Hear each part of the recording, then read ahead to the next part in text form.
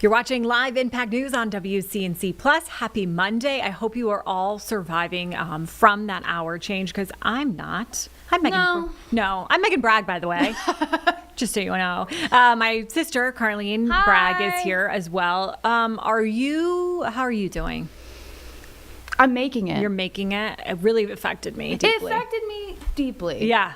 Deeply. Like, I woke up, I mean, you're so, like, out of it, because I woke up a little later. Didn't have an alarm yesterday morning, so I woke up and I'm like, I slept in this long, and then I had to remember, oh, that's right. I know. I am saying to myself, Meg, it's just an hour. How are you this exhausted? An hour makes a big difference. It makes a difference, and you wouldn't think it would. So, anyways, we're here. I might be going on my third cup of coffee, but that's to be determined. I got a big Diet Coke. I'm here with you, sis. Okay, great. We are going to actually start out with some very, very exciting news here on Live Impact News. Queen's University is headed to March Madness. It is the first time in school history that they will be taking the court in March Madness. Very exciting. The Royals won the Atlantic Sun men's basketball tournament. That was Sunday afternoon, edging Central Arkansas in a thrilling overtime final, 98-93 in Jacksonville, Florida. So we are super, super excited for them. Like I said, first time in school history. And they had a little press conference this morning talking about, the excitement behind it and what the challenges they have to face coming up. So let's take a listen into that. Welcome to Queens. What a weekend. And what a ride, and amazing experience for not only our players, but the entire university and Myers Park community in Charlotte. And we're excited to be here in front of you guys. Hats off to the ASUN Conference and all of the amazing opponents we saw all year. It wasn't easy, it never is, but a true testament to our guys' fortitude, especially late in that game. When they could have gave in and instead they pushed forward and finished the job. Just going to be more proud of them.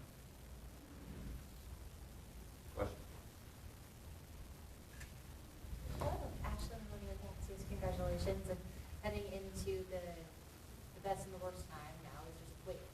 Because you don't know what's going to happen over the first week, you don't know what's going to happen next election Sunday, so very nice to get there and into, Well, not to contradict, we do know we're in. So the wait for us is more joyous. It's now just about where we're going to go to. And last year was an unbelievable kind of preview to this. We played in the CBI, and so we had a week of preparation. I know that we got to give these guys some times for their bodies to kind of relax a little, but then we'll get back and we'll work on us. And I thought last year that preparation, especially for these two guys, took their games to another level of understanding of what we were about and what we were doing, and it bled forward to this year and the 4 returners we had who carried us all year. follow that. Yeah, please. So you have a Ted Lasso for you.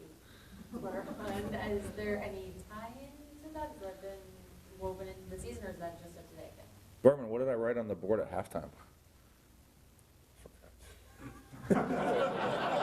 Nas, do you remember? Yeah, you wrote Believe. I wrote Believe. And you know, I just watched the first half before I came down here. The last 7 possessions, we had 6 shots, 2 layups that we missed, and 4 wide open threes. And I went in there and told them, I said, Believe, we're getting the shots we want. We're doing, the process is not broken. We just need to believe in each other. And we came out and went on a run right at the beginning of the second half. And for us, it's always been about, you know, staying true to our process. And these guys have been unbelievable with it. And hey, Believe, we're here. And a lot of people outside of our room might not have believed this was possible, but here we are. Well, Queen City News. Can you just talk about, when you opened, you talked about being embraced by the community. Can you talk about how important not only the students here, but the community has been to the program? Yeah, I always think the main purpose of being a basketball coach at a university is to build community through basketball. And it starts in the summer with camp. and we have practice in summer, but we do just as much camp as we do practice. And being a part of this community is a big deal. And this isn't a school that's off, you know, on its own. Like we're tucked in here pretty good. And being a part of this community is amazing. These guys get to live here and interact with all of the people. And I say, you know, when people are walking their dogs on this neighborhood, they're meeting someone who's probably accomplished quite a bit in life, and what we can learn from that. And we embrace being a part of this community. We embrace the community service we do with West Boulevard Ministries, with our camp outreach, with Bounce Out the Stigma, work with autism and basketball, and all the other things that we do, the Levine Center, the Children's Hospital. It matters. And I hope that the entire community gets to celebrate in this. And I know that these guys do an unbelievable job in camp working with those kids. And after the game, our locker room is, I've never seen anything like it. There's probably 30 kids in there every game watching us do flips and have fun and enjoy those wins. Devin Bell with WSET here in Charlotte. Just for either of the 2 players, if you guys want to hop in on this, just speak to just the moment when, you know, the game ends, you have the realization that it's something that players work for their whole lives to make the NCAA tournament. Can you just speak to like what your emotions were like in that moment? Nas, why don't you go first? It was really unreal, you know. That's just something we had a goal for forever, and we really wanted to make history. So when the buzzer finally went off, not for overtime, but when it finally ended in the end of regulation, we were just filled with immense joy because we worked so hard for that, you know. It was something we always talked about. Like at the end of the boot camp, we put on the music and we cut down the nets because we were practicing for when we cut down the nets in March. So it was like a deja vu, honestly, but it was a real thing this time. Burr? Yeah, kind of adding up to Nas, that last year, we lost in overtime in the semifinals, so winning this year in overtime in the finals was definitely exciting. Yeah.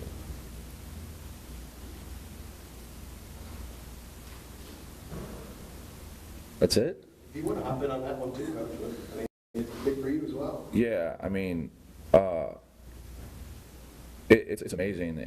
Everyone's that's a part of college basketball dreams of being a part of March Madness.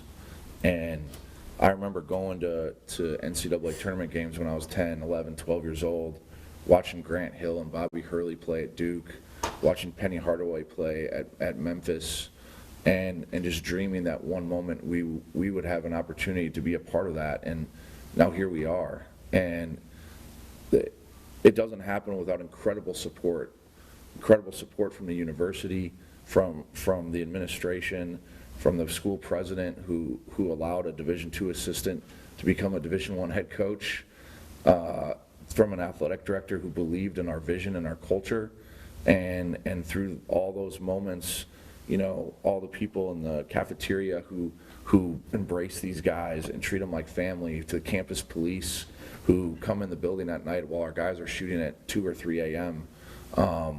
It truly is the entire campus, and it wouldn't happen without all of them. And it's everyone. You build this plan. It's our first year eligible, and you hope that it's going to happen. You never know how the ball bounces in March, but it bounced our way, and so fortunate to be here. Coach, just a retired basketball fan, but can you just address like how you view your team right now and your ability to compete at the next level? Yeah. Yeah, I mean, we're one of the most efficient and prolific offenses in America. We have a bunch of guys that can dribble, pass, and shoot. We have a point guard who sometimes guards centers and shuts them down. We have our center brings the ball down multiple possessions a game. We have guys that we trust that are going to make the right decisions. Nas right here sitting next to me. I've never had a player go from one year to the next to where he goes from someone who wasn't quite sure the right decision to making the right decision almost all the time, and how the game has slowed down for him. Berman came here as a wing player. He's playing point guard.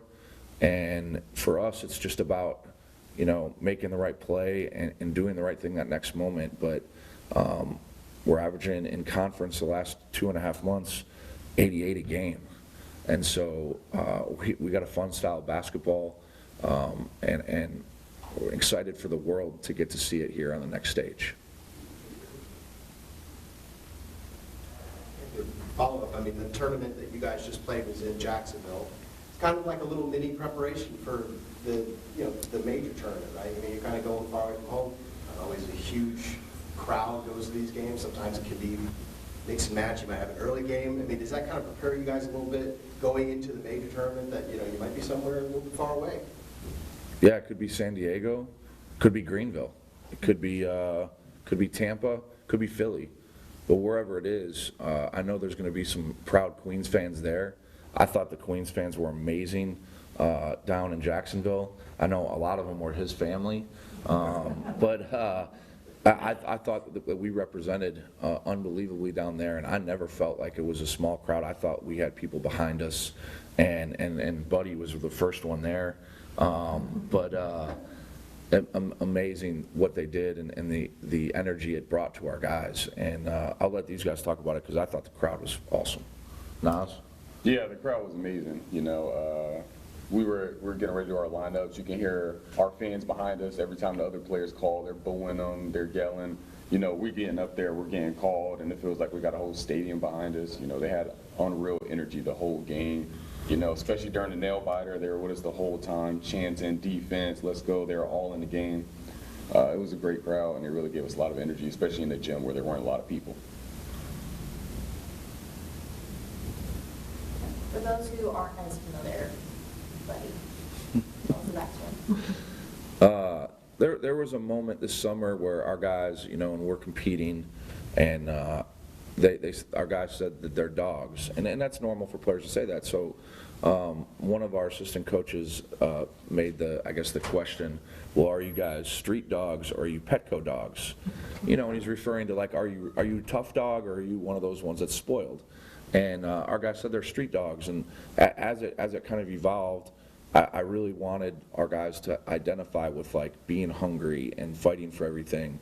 And so I found Buddy on the internet, and so we adopted Buddy the street dog, and now he travels with us. That's the second one. Yeah, it's actually the second one, because we had a celebration down in Fort Myers, and Buddy lost a couple legs.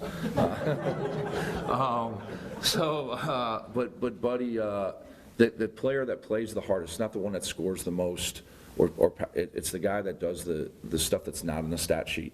For instance, 2 games ago, Berman guarded what I felt was the best player in the league, and he shut him down. And he earned Street Dog of the Day that game, and our guys have enjoyed that guys that take charges, guys that dive on the floor, guys that have big time box outs. Those are the plays that win the games. Everyone thinks it's the shots, but it's not. It's the plays that aren't in the stat sheet, and Buddy's a big deal with that, and I think it's helped us all year.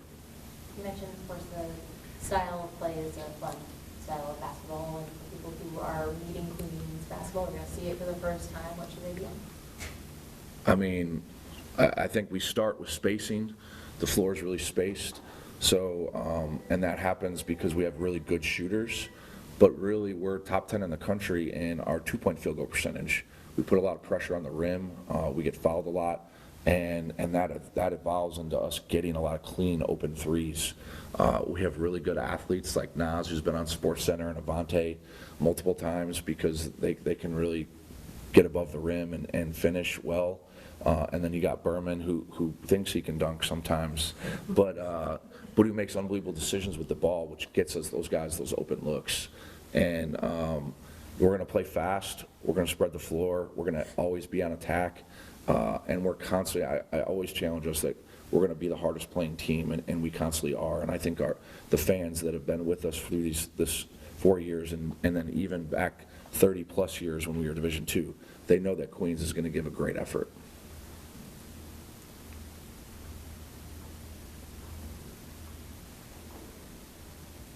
Good. Tim? Coach, I had a question about your sweaters. Do you have a plan for the tournament? Will you let us in on that plan? Can you tell us what you're going to wear? There always is a plan, right?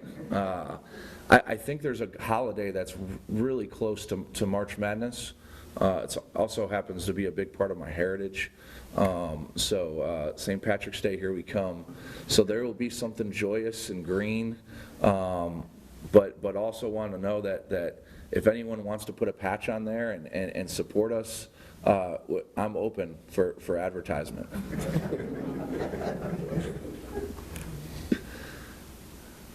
What's the background on the sweaters? Can you kind of dive into that? Basketball season's during the holidays a lot, and you got November and December when we really get rolling, and as a basketball coach, sometimes you can get distracted, and I might have been accused many years ago of being sort of bah humbug. So to compensate, I started to wear joyous holiday sweaters to bring out the festive mood, and everyone seemed to really enjoy them. It kind of became a thing. We started wearing them during games, and then a couple of them went viral this year, and Thanksgiving started it. This is the first time I ever wore a Thanksgiving sweater for a game, but it kind of became a thing, and so I just kept wearing them, and I started to find new holidays and different things to support, whether it was Black History Month or Martin Luther King Day, and it's really been fun, and I think the players have enjoyed it too. Why don't you guys go ahead? What do you think of the sweaters? I have a question. How do you find them? I mean, Berm, you can find anything on the internet. But yeah, so now, for me, it's just part of my personality. I'm a little quirky, but try and have fun with things. I think our team tries to keep it light. We know when we cross between those lines, it's serious, but we can still have fun with basketball, and that's part of it, being part of the community. Do you have a favorite sweater, or superstitions that go with the sweater? Like, hey, this one's hot, we gotta stick with this one, can't wash it, just gotta keep wearing it. No, you got to mix them up. But yeah, there's definitely some favorite sweaters, and probably my favorite one is the gangster rapper one, which I wore at Arkansas. But I also have one that's Notorious. It's got a snowman, and Notorious B.I.G. But there's a bunch of them that are fun. There's pop culture ones, there's religious ones, and now there's new holiday ones. And so just try and have fun with it. Do you pick them out, or do you get input from outside sources? Oh no, that's me. That's me. I try and surprise people with them.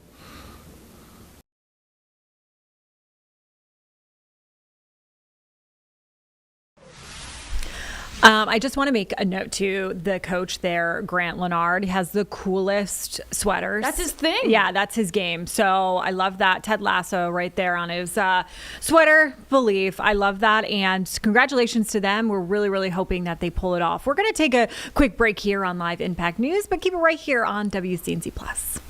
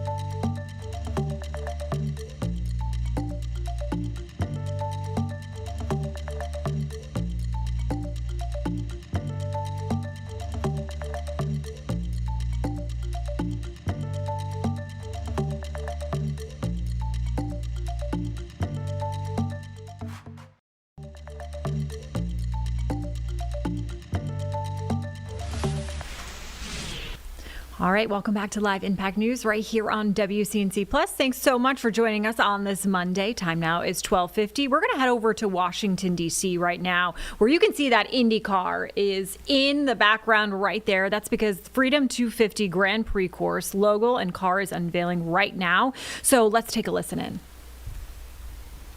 Much for the support.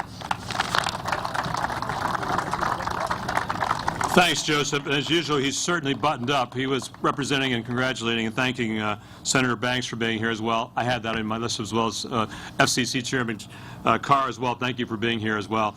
You know, we expect Joseph to win the race, being a Team Penske guy, but we also run the IndyCar Series, so I need to be agnostic and hopefully that everybody has a chance, right? Mark Steele is over here from Chevrolet. Mark runs all of Chevrolet Motorsports for us over here as well, too. Mark, thank you for being here as well with us.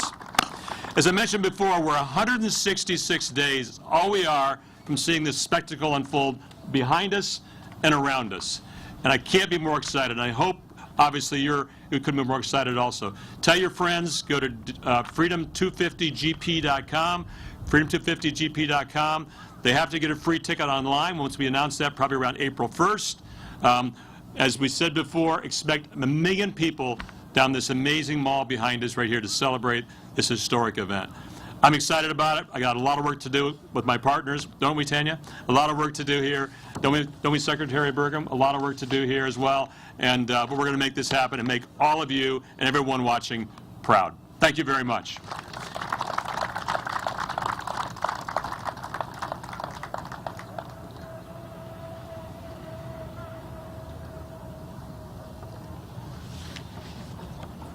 We have a few helmets here, so for your next cabinet meeting, Mr. Secretary, we have to have that on, okay? Is that okay?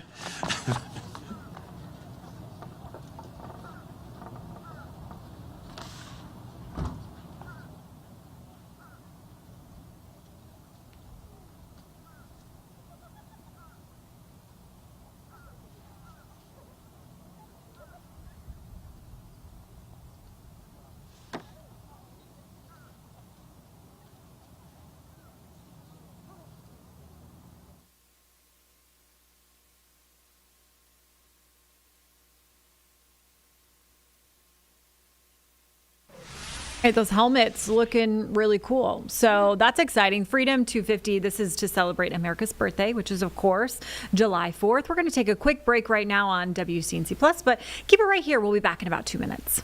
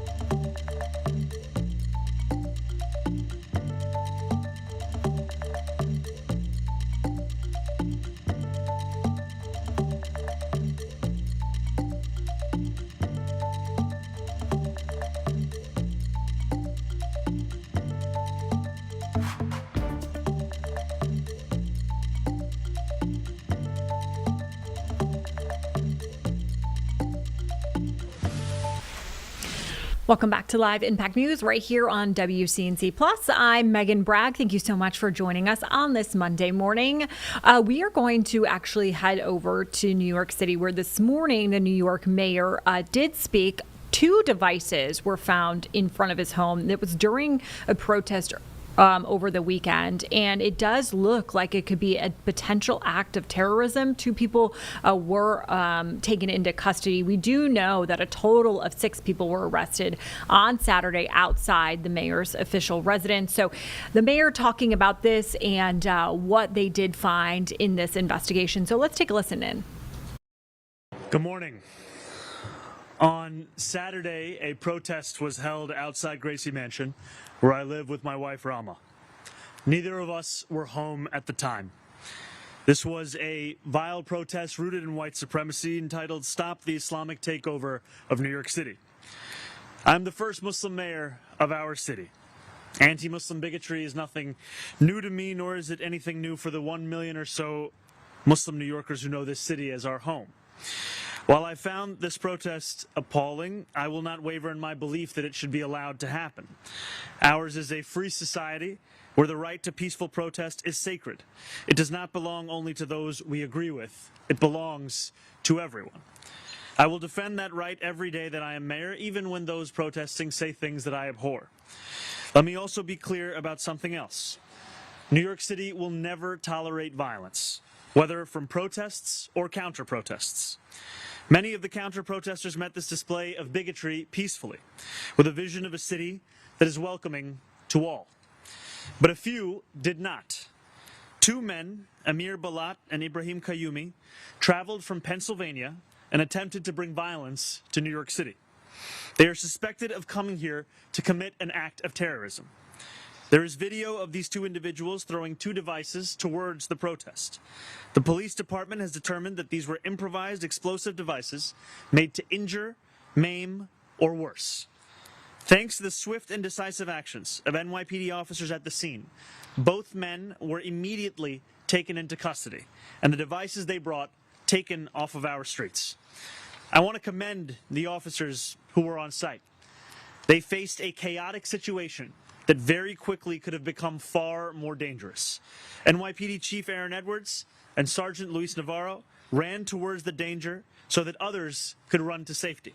They are here with us now, and I want to thank them today publicly as I did yesterday privately, and to thank the dozens of other officers who responded without hesitation. That is courage, that is selflessness, and I'm deeply grateful to both of them and to every member of the NYPD who works every single day to keep New Yorkers safe.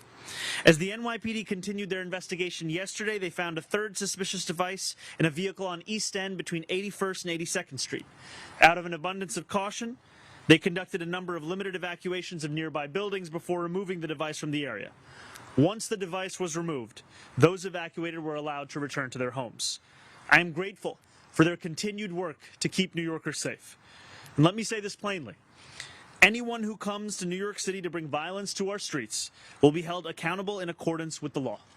As this case continues to develop, I will remain in close contact and communication with our police commissioner. I want to say thank you once again to everyone who acted on Saturday to protect their fellow New Yorkers and to uphold the values of this city. Now I would like to invite Police Commissioner Tisch to say a few words. Thank you, Mayor. Good morning, everyone. First, I will tell you that we are not at liberty to discuss many aspects of the ongoing investigation at this time due to the pending prosecution. The suspects here, Amir Balat and Ibrahim Kayumi, are going to be prosecuted in federal court here in Manhattan, and a complaint will set forth criminal charges and the factual allegations supporting those charges. After that complaint is made public, which I expect to occur later today, I will be able to say much more about the investigation and what we have learned in this case. But it is crucial that we respect that process and not get ahead of it.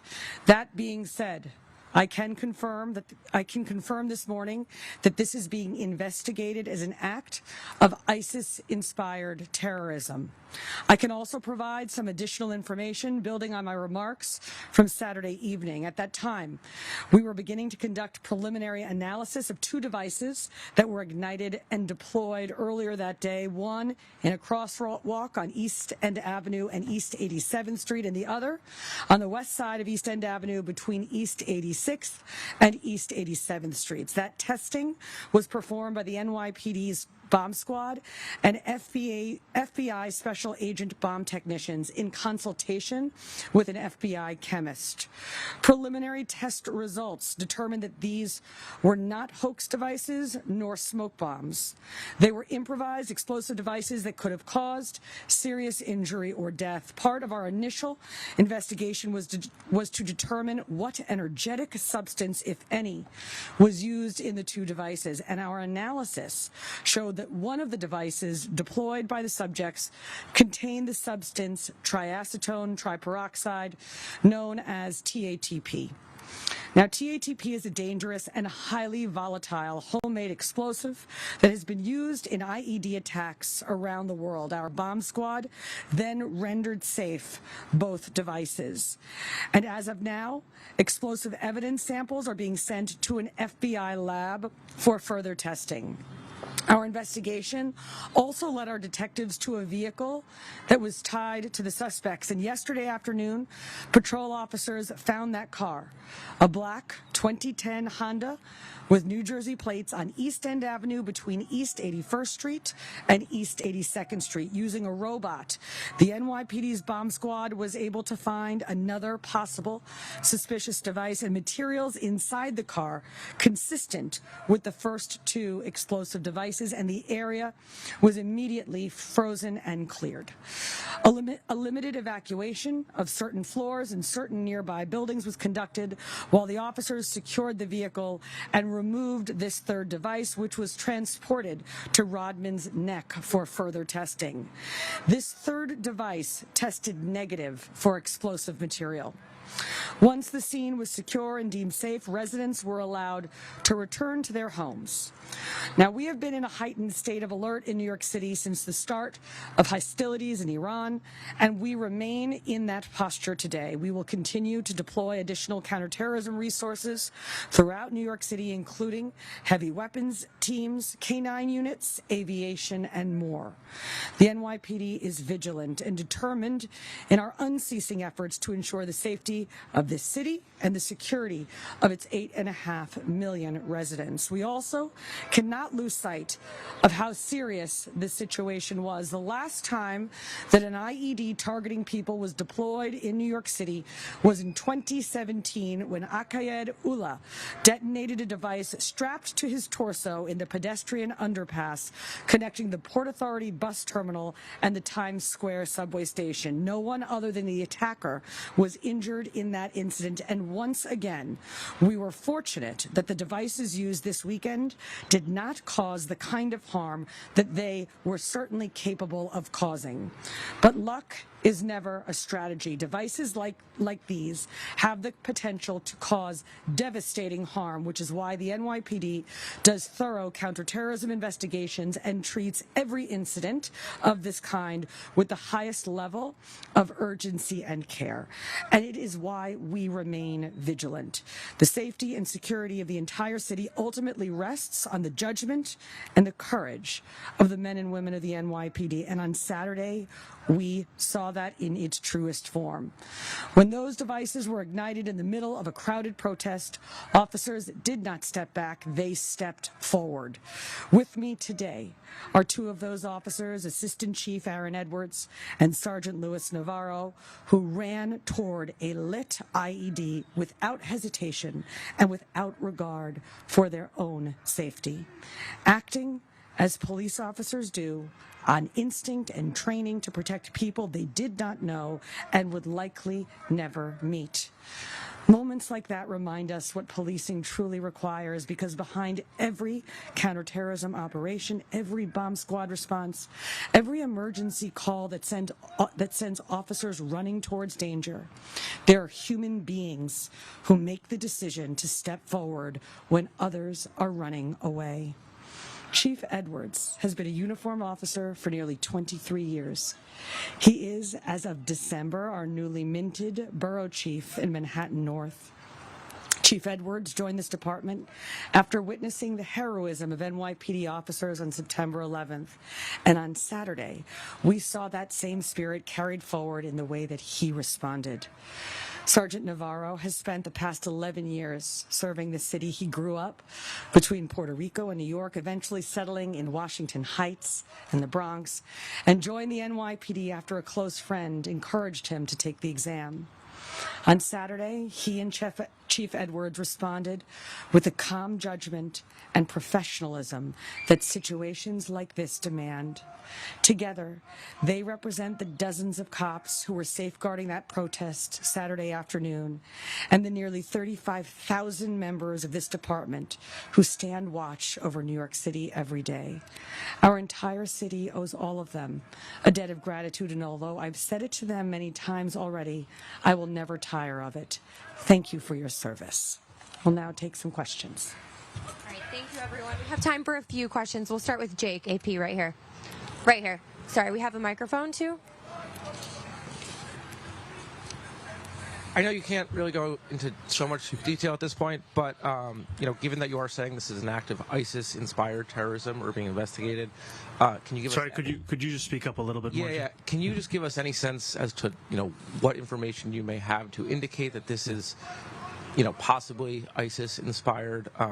Also, the commissioner mentioned the heightened state of alert related to the war in Iran. Any indication at this point that there's a connection?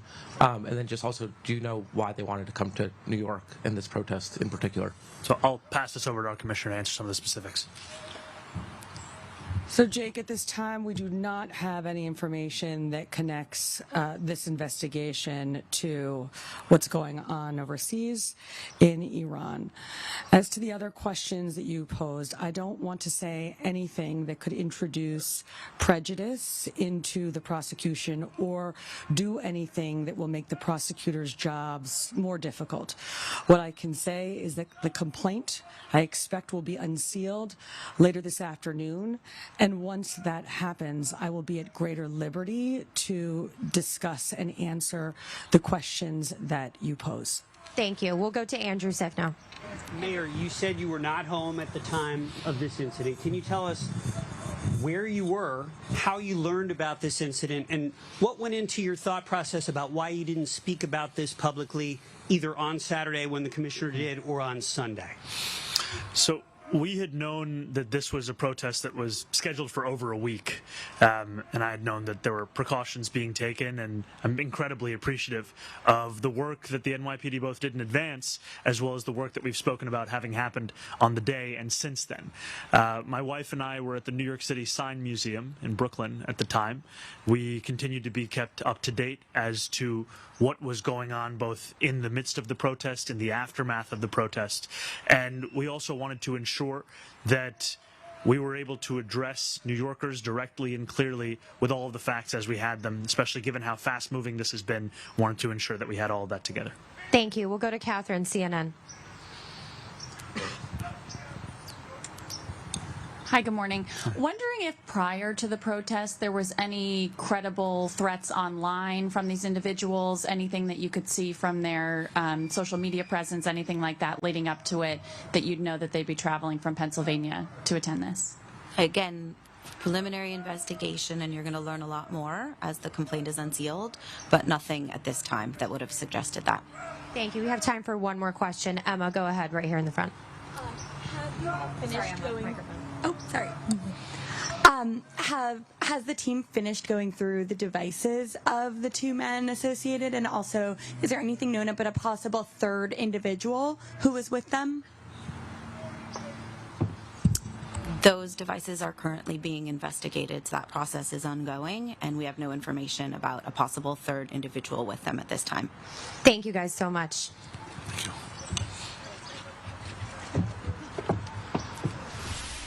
All right, hearing from the New York mayor there. We're going to take a quick break right here on Live Impact News, but keep it right here on WCNC Plus.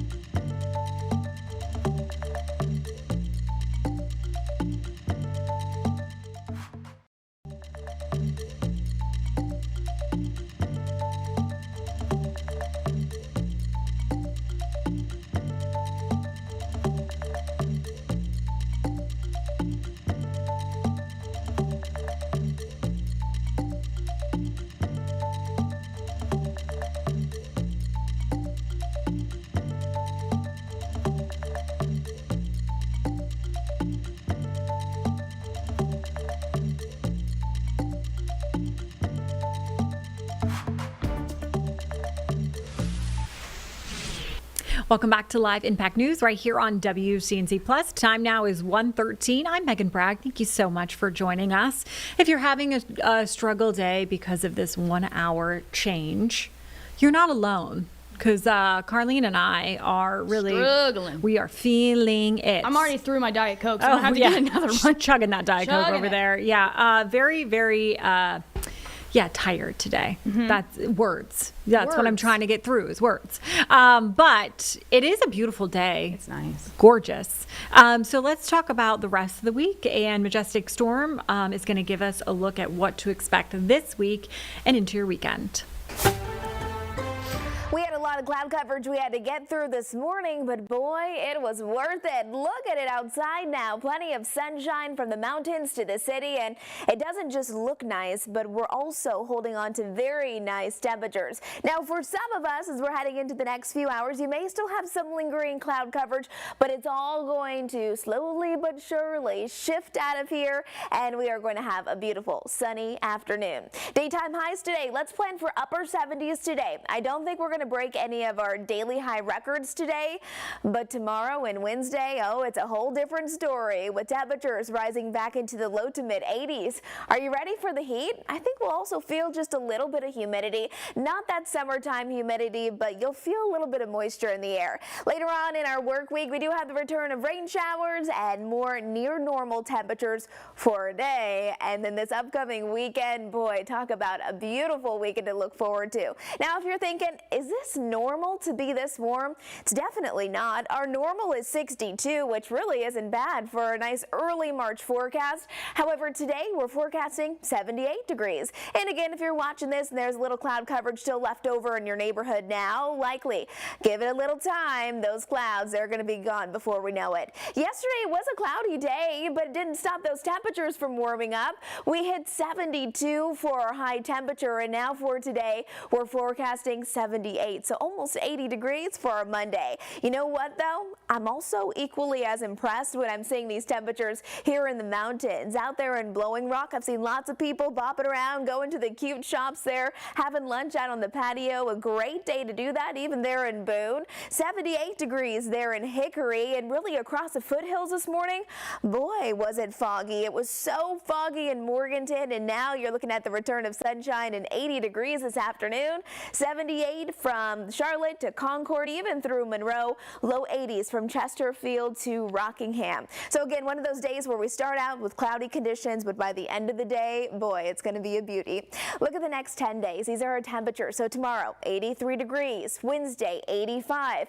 Temperatures eventually start to drop back down into the 60s as we're wrapping up our work week. But Friday, a high of 61. That's right around where we should be. Then in time for the weekend, are you already making your weekend plans? I know it's only Monday, but I know a lot of you already are. It is going to be stunning, mid to upper 70s with the return of sunny skies before cooler temperatures return next week. Precipitation looks like this. Really, Thursday's a day that you need to be ready for some rain. Not today. Satellite and radar continues to look fantastic. Futurecast as we're heading into the later half of the evening, around dinner time or so. Upper 70s, low 80s. Can you believe that? Here's 8 o'clock, almost 70 degrees here in Charlotte. And tomorrow we're just basically going to do it all over again, but it will get warmer. Thursday, get ready for this line to pass through that could bring not just rain, but possibly some thunderstorms. Overnight lows tonight, again, dropping down into the 50s. We're cranking up the heat tomorrow. 83 degrees for our high temperature. And I bet you're loving these later sunsets. 7:26 will be our sunset tonight. And in addition to that, it is going to be a nice evening with temperatures staying so mild. Here's our Jerry Hunt Supercenter 7-day forecast. So again, today already starting out the week very warm, but high temperatures tomorrow and Wednesday will likely shatter our daily high records both days. Thursday is kind of the day where you need to plan for the rain, and then the sun comes out just in time for the weekend. 75 on Saturday, 77 on Sunday, and boy, look at this. Lake Norman looking fantastic for a Monday.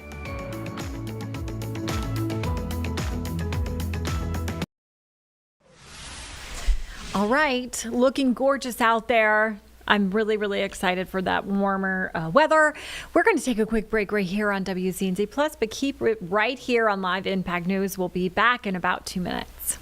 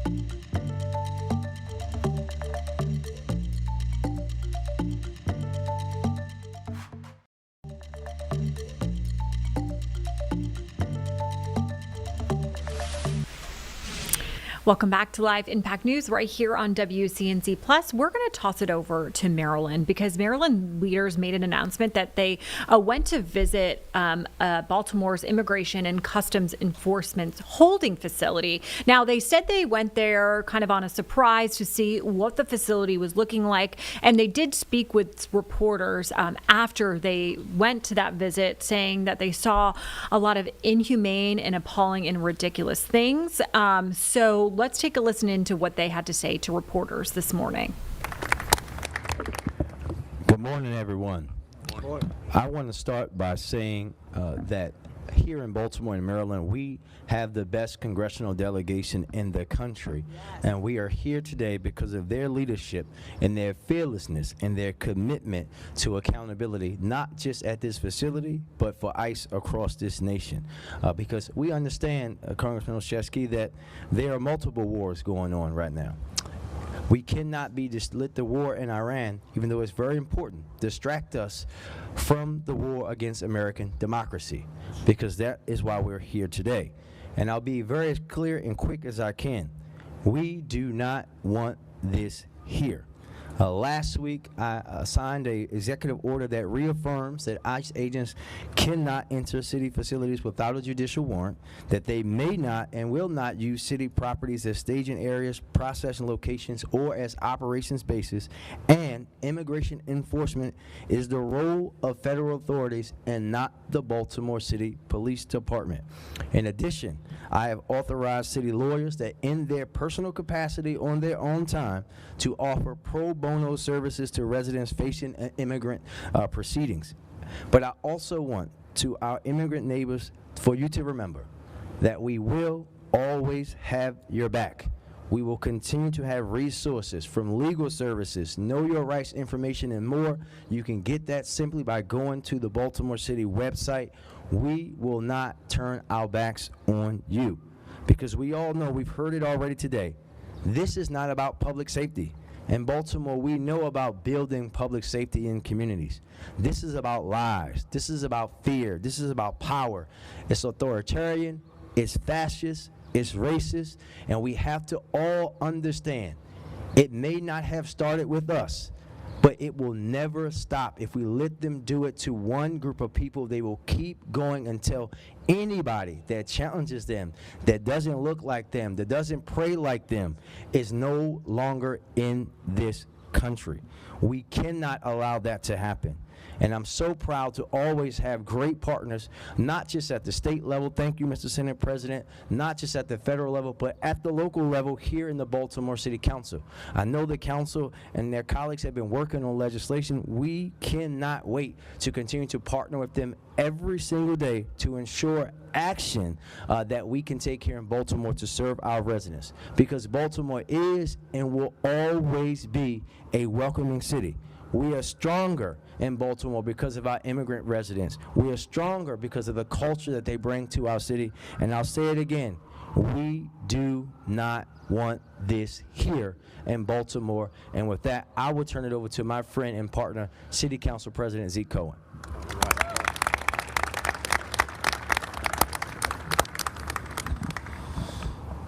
Thank you to... We're going to get out of this really quickly to bring you some breaking news right now. We have confirmed with sources, our Nick Carboni has confirmed that star defensive end Jalen Phillips has agreed to terms on a 4-year, $100 million contract with the Panthers. So expected to be on the Panthers. Now, Phillips was one of the top defenders available in this year's free agency. So that deal is reportedly a $120 million deal with the Carolina Panthers for a 4-year contract. So that is very exciting. He does a really great job on defense. Like I was saying, the top defensive available in this year's free agency class. So very, very exciting for the Carolina Panthers. Our Nick Carboni will have much, much more on this later. But right now we're going to send it back to Maryland, where we are hearing about those ICE facility conditions. Fearless federal delegation, to Senate President Ferguson, Mayor Scott, to my colleagues on the council. This is what unity looks like in the face of creeping authoritarianism. Today we will introduce a bill in the Baltimore City Council to ban private detention centers from Baltimore. I'm grateful to Council members Ramos, Gray, and Parker for their partnership on this legislation, to Mayor Scott for his executive order, and to all my colleagues for standing in solidarity. Let me be clear. I believe in comprehensive immigration reform with a path to citizenship for the people that are already here. I also believe that if you commit a violent crime, you should be held fully accountable through the criminal justice system.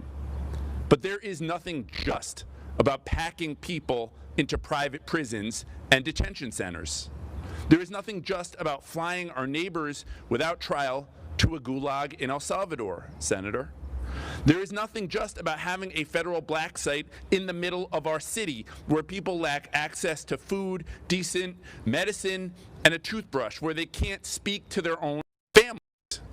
And while we cannot keep the Department of Homeland Security from holding people here at Fallon, it's a federal building, our bill will ban them from buying up another space in Baltimore that would be used to inflict more cruelty onto our neighbors.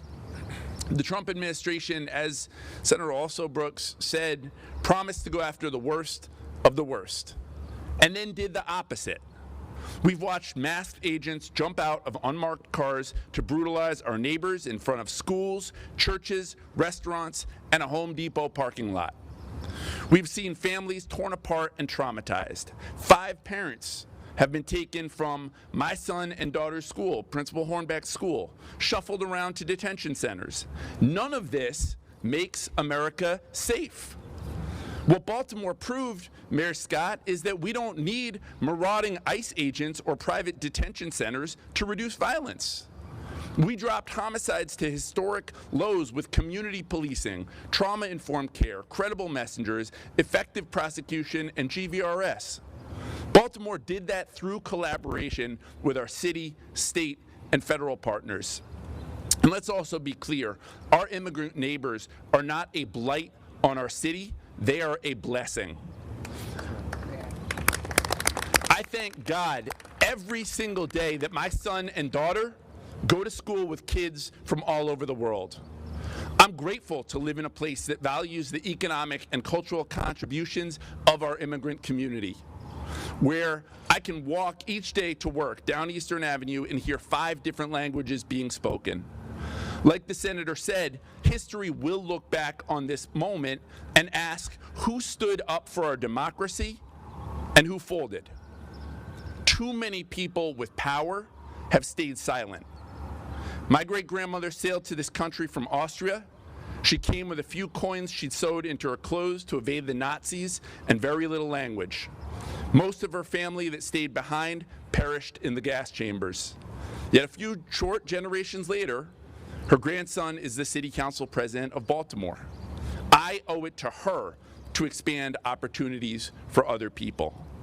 So whether you grew up in Highlandtown or Honduras, El Salvador or Sandtown, Peru or Park Heights, know this. Like Mayor Scott said, as long as you follow the law, you are welcome here every day in Baltimore. And with that, I am proud to pass it off to my friend, my colleague, who has been an absolute leader on this work in our city, Councilmember Odette Ramos. Yes. Thank you all. This is deeply, deeply, deeply personal for me. As the first, and still the only, hopefully not for too long, but still the only Latina elected official at all in Baltimore City, seeing my neighbors, my community snatched up, feeling the anxiety of mothers like myself having to plan for separation because it may end up being that we have to separate from our children. Can you imagine that? It is horrifying that our community, who has invested so much, not just in the city, but the entire nation, to come to this country to say that we want to make a better life for ourselves, but also for our communities and for our United States, to be treated this way? Are you serious? It's horrifying. It's horrifying. And so I'm so grateful to the congressional delegation for your fight for our community, for my colleagues in the City Council, for our state partners, because we know how important every single person is in our community. The City Council introduced a bill a couple weeks ago, and we will have a hearing tomorrow called the Safe Spaces and Communities Act that basically codifies what Baltimore has already been doing and will continue to do, thanks to Mayor Scott's leadership and the executive order, which is that we are a welcoming city. BPD will not participate, and that every single agency will have a plan for addressing when ICE wants to come into our buildings. They cannot come into our buildings without a judicial warrant. It is a clear mandate, and it sends a clear message that Baltimore is serious. This ends here. This ends now. And that we will not let ICE and this racist, misogynist, white supremacist organization that is our federal government right now take over our city. It's not going to happen. And so, thank you. And so I just want to again thank our congressional delegation for always fighting, and my colleagues, and also the Senate President and our state colleagues. This is a moment for leadership. And I'm grateful that so many of us and my colleagues are stepping up to protect our community. It really, really means a lot to me personally and to our community. I want to bring up also my colleague, Councilman Parker, whose community right now is really facing the brunt of this, and can talk a little bit about his experiences. Thank you all.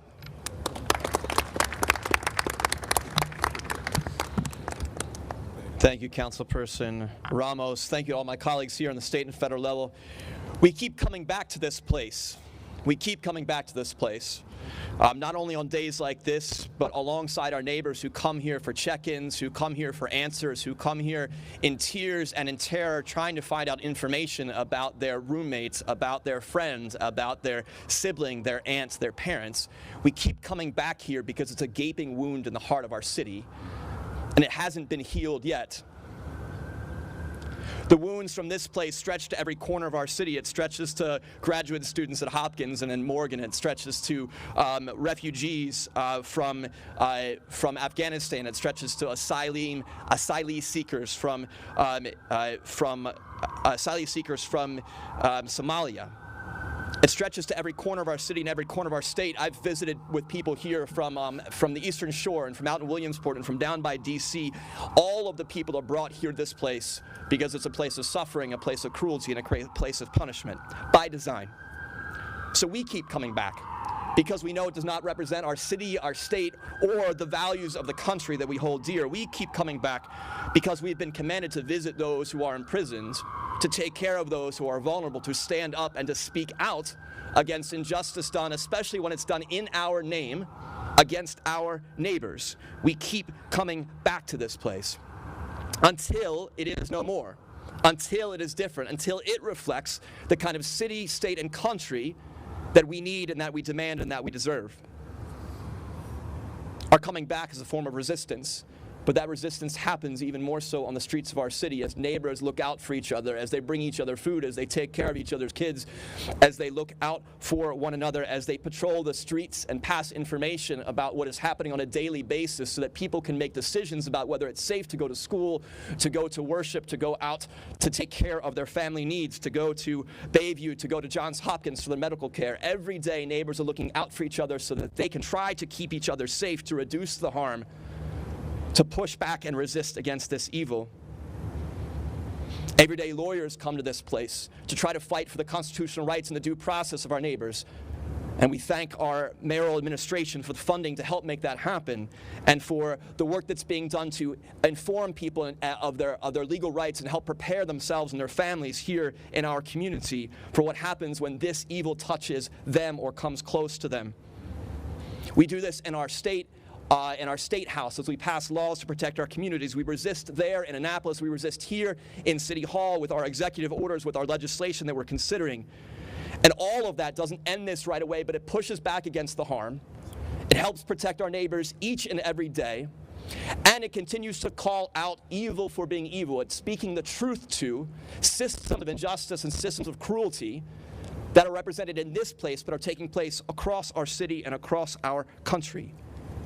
As we work towards the justice and the liberation that we know will come, and we will be here on that day too, speaking out and continuing to speak the truth about what has happened here, and continue to advocate for the values of love and care for our neighbors that undergird everything we do as a city.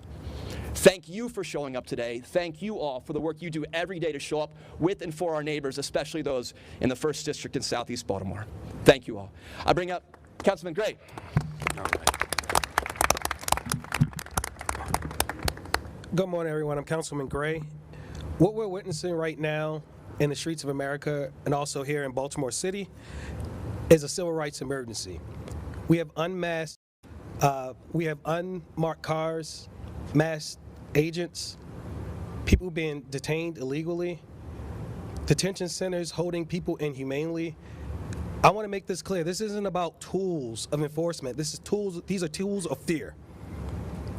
And this is why we're all here, because Baltimore City will not allow its staff, its data, our resources, or our facilities to be used as instruments of discrimination against anyone. Those are our immigrant communities, our black and brown communities, or anyone that this administration will see as a target just because they don't adhere to what they would like to see.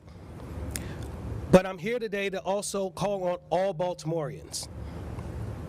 This is a moment for all of us to stand up for one another. As a black man in this country, I've seen when communities, and particularly my community, is looked at a different way, when you're looked at as if your lives don't matter, and when you're treated differently than others. And I want to say that when that happens to one marginalized group, it does not stop there. And this is why we're here collectively to stand up for our neighbors. Public safety depends on trust, and when any community lives in fear, all of us are less safe. Civil rights are not conditional. They are not suspended based on where you were born or what you look like. And this is about humanity, this is about respect, and this is about standing with and fighting for our neighbors. And I just want to thank our federal leaders, our state leaders, and our local leaders, including my colleagues and the council president, for the legislation that we are introducing and that we will pass, because we want everyone to know that Baltimore is for everyone, will continue to be for everyone. And if you come here as a neighbor, we will love you as such. Thank you. That's right. Thank you, Councilmember Gray, and to all of our colleagues who are part of Team Maryland, Baltimore, the state of Maryland, our federal delegation. Thank all of you who are here and have been so much a part of the fight for justice and accountability as we push back against a lawless administration that's attacking our Constitution, our democracy, and what's happening here is part of that attack. We're happy to try and answer any questions you may have. Thank you, Senator. I hope this is working. Or you can probably hear me. I'm Kate Amara from WBAL-TV in Baltimore. I'm curious if you were able to take any photos or videos from your tour of the facility, and if not, why? And I think a couple of you sounded quite skeptical about the fact that there was nobody being held in a place that could hold more than 200 people, and if you think there was that was done on purpose. Let me just say, with respect to photographs, this became quite a contentious issue right at the beginning, and everybody was part of pushing back on their claim that, couldn't take a camera into the facility to take photos. Our view is that's part of transparency and part of accountability. They say they have a nationwide policy against bringing any kind of cameras into this kind of facility. We are going to push back. I think Congressman Ivey said, and Congressman Fume said, look out for subpoenas. Our view is that the American people need to be able to see what's happening. We're recounting, to the best of our ability, the inhumane conditions here. But there's no substitute for a photograph of the place, as Senator Alsterbrook said, that's not fit for animals, and they were cramming people in. So we're going to continue to push back on that. We wanted to take our cameras in to take photos. They obviously are continuing this pattern of wanting to hide what's happening from the American people, including the conditions there. And I don't know if anyone why there was nobody there today? Look, we chose today. The short answer is I don't know. I don't have facts behind that. What we do know, as you know, because you've seen the videos, is there have been times this place is just crammed, and obviously Judge Rubin has seen those photos and the evidence, because in her ruling, she made it absolutely clear that you can't cram 225 people in here when it only really has a capacity for 55. And I do want to clarify one thing, because when we said the rooms have the capacity, that's what they claimed. In other words, it was their little pamphlets on each room. They have 5 rooms. Each one of them said capacity. One said 70, one said 65, 18. And the point we're all making here is they had one room of the 5 where they claim you have a capacity of 7.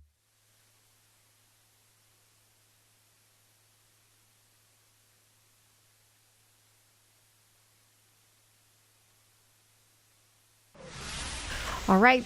That was in Maryland. They went and saw that ICE facility, saying that it was inhumane. But we are going to take a quick 2-minute break right here on Live Impact News. So keep it right here on WCNC Plus.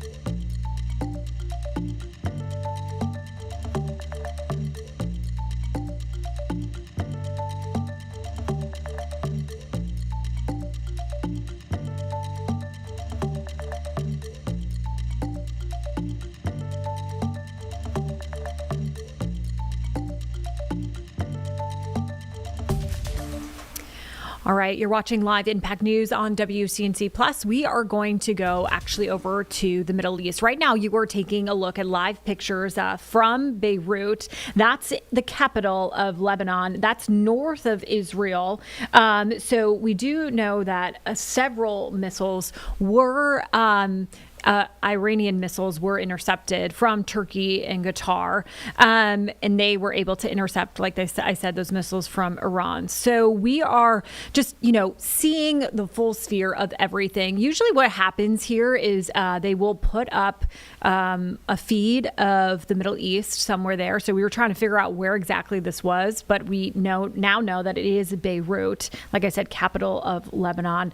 Still lots going on there. We do know that earlier today, President Trump was saying that he's not happy with the new Iran Supreme Leader. We are expected to hear from him at 5:30 this afternoon. He is going to hold a news conference in Washington, D.C. So, of course, we will bring you right to that when that starts. But lots going on right now in the Middle East, as you know, too, back here at home. Gas prices just skyrocketing. We are going to be speaking with Autumn later today in our shows about those gas prices and kind of how it's affecting everybody in this country. But right now we're going to send it on back to Maryland because we are hearing about those ICE facilities over there. Several leaders went to these ICE facilities to take a look and see what those conditions are. They're taking questions from the media right now. So let's take a listen in. There. I didn't even see the guards that walk around looking like oath keepers and Proud Boys. And I don't want to be overly suspicious or paranoid, but I don't believe Humpty Dumpty fell. I think he was pushed. And I think this today was orchestrated in such a way that we would be here and they would be saying how humane they are because there are no prisoners there. Any other questions? Hi, Dennis Fuller from WJZ. Have you or Senator Alto Brooks or anyone from the congressional delegation spoken to Senator Mullins since his appointment was announced by the president? And anything, if you have anything from those conversations about ending the partial shutdown? So you mean the president's nominee? Yes. Yeah. So I've not. I will oppose his nomination. We will expect nothing different from him at the head of the Department of Homeland Security than we witnessed and experienced from Kristi Noem. It's all one policy. It's the Trump-Steve Miller policy. And I'm not going to vote for anybody who's simply going to implement that inhumane and unconstitutional and illegal set of policies. You asked about the, what was the other? The partial shutdown. So I do want to be clear here, and Senator Alsobrooks and I have been very clear in the Senate, and our House colleagues, I believe, are in the same position. Republicans are holding up. Let me back up. We've been very clear. We're not going to support another dime for an out-of-control, lawless ICE operation, period. I don't think the White House is at all serious about even small, meaningful reforms. I mean, small reforms. So our view is that we shouldn't be holding the other offices that are part of the Department of Homeland Security hostage. So that means TSA, that means Coast Guard, that means FEMA. Republicans in the Senate right now are holding those other offices within the Department of Homeland Security hostage because they want to continue their lawless ICE operation. And I know that because we went to the floor of the Senate just last week asking unanimous consent to open TSA, Coast Guard, and FEMA, and we were blocked by Republicans. I'd just add to that, to what Senator Van Hollen said. You know, when we think about the new nominee is what you're asking about. Well, he's unqualified, and the person who was before him was unqualified as well. And so it is true that the issue here is not, it doesn't matter who he puts in that position because all of his nominees look exactly the same. The only qualification that he requires is that they promise to do whatever it is he requests, to set aside your integrity, don't bring a conscience, and you are the person who can do the job. Now, what we also know is that the policies of this agency absolutely must change. It ought to be offensive to every single member of law enforcement throughout the country that there are no standards, that they are not required to abide by the standards that we require of other law enforcement agencies. You know, myself, Congressman Ivey, a number of us have been prosecutors before, and it's unconscionable that you can act without a judicial warrant, that you're not required to have your identity known. You know, these are basic things. We need body-worn cameras. So these people who are running around, these Gestapo, and I saw one of them upstairs. It's unbelievable. Is this America? Unbelievable. This guy upstairs with a rifle and a flag on his shirt. These are ICE agents with a big Glock in his waistband showing, and he's parading around to intimidate everyone within his presence. You know, what are we doing here? And you know, so this is we're not agreeing to another penny. To have these thugs running through our communities with their masks on and who are killing Americans in broad daylight. This is crazy. So absolutely not another penny for this ICE agency. And you're right. And if the Republicans were so interested, isn't $75 billion enough for this ridiculous organization? You know, so we can why hold up TSA and the other agencies? Is their desire to do so. Hi, Scott Massioni with WYPR. We've heard about a number of highly infectious and contagious diseases that have happened in these facilities, this one and others. Were you able to get any understanding of sanitation practices, or if these reports of, I believe it's Legionnaire's disease and also measles, not necessarily in this one, but in other places, you know, if those are true reports? So we asked about the Legionnaire bacteria, Legionella, I think it's called, and the folks here at the ICE office were aware of the reports, but they said that they had not discovered any of the bacteria in that particular part of the Fallon building. We have all written collectively to GSA to get answers. I mean, everybody, I mean, this is a building that also has, you know, you've got the ICE office, you have judicial offices, it's a federal building. We want to make sure everybody in this building has their health protected, and so we're looking for answers. They didn't have any answers. We're continuing to press for answers. Yeah, of course. Yeah.